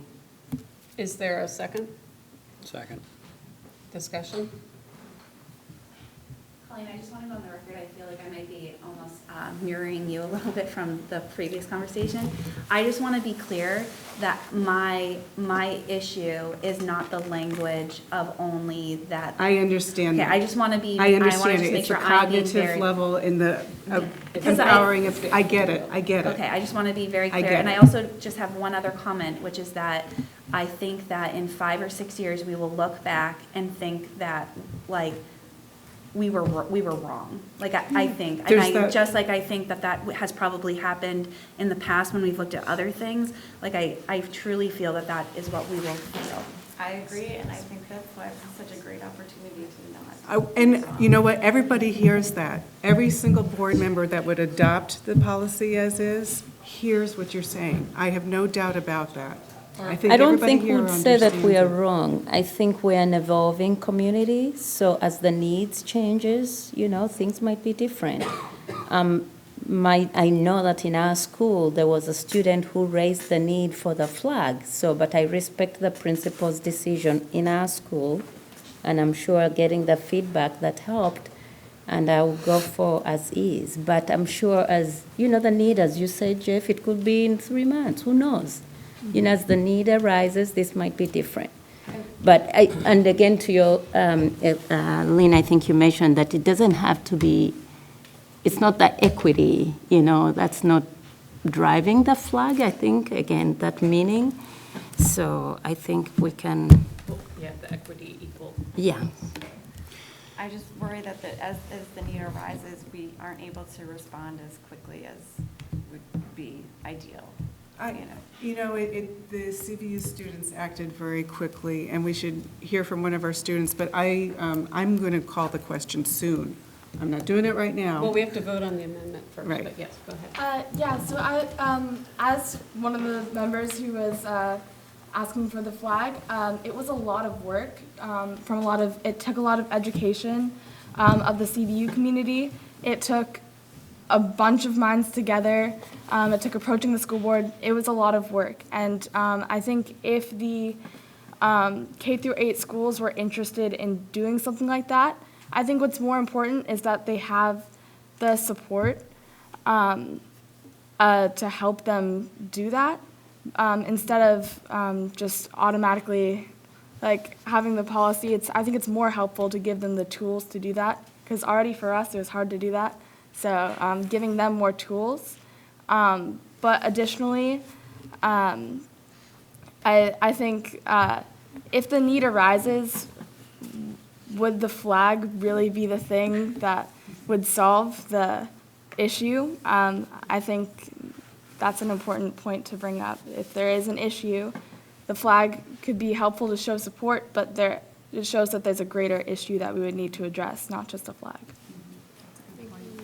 Adding on to that, as somebody who wasn't involved in that process at all, I felt like on the outside I was super educated by what RAC did, and that would definitely need to be replicated in the other schools. And I think I had a lot of impromptu discussions in some of my classes, like in French 4 or in a math class. We had discussions and had very hard conversations about these things, and they weren't just set up that way, it just happened. And I think that was also a part of how we got ourselves to be at a place where we could raise the flag here. So great learning opportunity potentially. Thank you for that. Okay. Are we ready to vote on the amendment, which will say that the request to display the flag shall apply to the CVU campus only? All those in favor of the amendment signify by saying aye. Aye. All those opposed? No.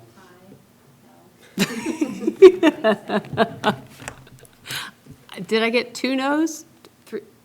What's the rule on abstaining? Abstaining is the same as a no. You, and I can do abstain, you can abstain. But you know, Okay. if the amendment does not pass, it's going to default to the one that you really don't like. But they both mean the same exact thing. It's okay. Well, It's then okay, pass. it's That's okay. Okay. So now, Compromise is something to think about. do I have a motion to approve the flag policy as amended? So moved. Second? Second. Any further discussion? Okay, all those in favor, I'm just going to have you raise your hands just because it's hard. Signify by saying aye. Aye. And raising your hand. All those opposed? Okay. Thank you. Abstain. Thank you. And I Thanks, just wanted guys. to make one request. Well, first of all, I just want to really thank both Angela and Jocelyn for this conversation tonight, because it's really expanded, I think, the richness and the responsibility that we have to really wrestle with these things. And so my request is that maybe at LEAD, for example, it could just be reinforced that any principal who wants to come, who needs or wants to come forward to make a request regarding a flagpole raising situation, that they're encouraged to do so, because we are not cutting off those discussions. I want to be certain that they understand that we will entertain those discussions if they're brought forward to us at any point in time, if I'm understanding correctly. That's what my hope is. Okay, thank you. Did we adopt the policy? Yes, Okay. as amended. Amendment and the policy, okay, got it. 7.3, do I have a motion to appoint, I guess, me as the voting member for the VSBA So meeting? I was reading over the proxy. The person whose name is on here has to attend in person to vote. So you Yep. want to, so you need to be at the meeting. Yep. Take the vote and then I'll write Oh, your name in. I- Sorry.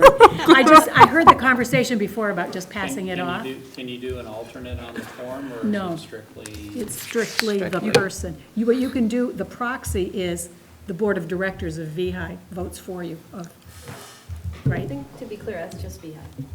Yeah. Okay. But it's not the VSBA. VSBA one. All those in favor signify by saying aye. Those opposed? Do I have a motion to approve the consent agenda? Second? Second. All those in favor signify by saying aye. Aye. Opposed? Okay, 9.0, next committee, our next meeting dates, November 5th, 6 PM, committee meetings, and then our next regular meeting is the 19th, and that will, that's a dual meeting, because that will be a regular board meeting, and it will also be Megan's presentation on the budget. So, 6 o'clock. Okay, motion to adjourn? I'm really disappointed nobody wanted to see the details. All those in favor signify by saying aye. Aye. Thank you, guys.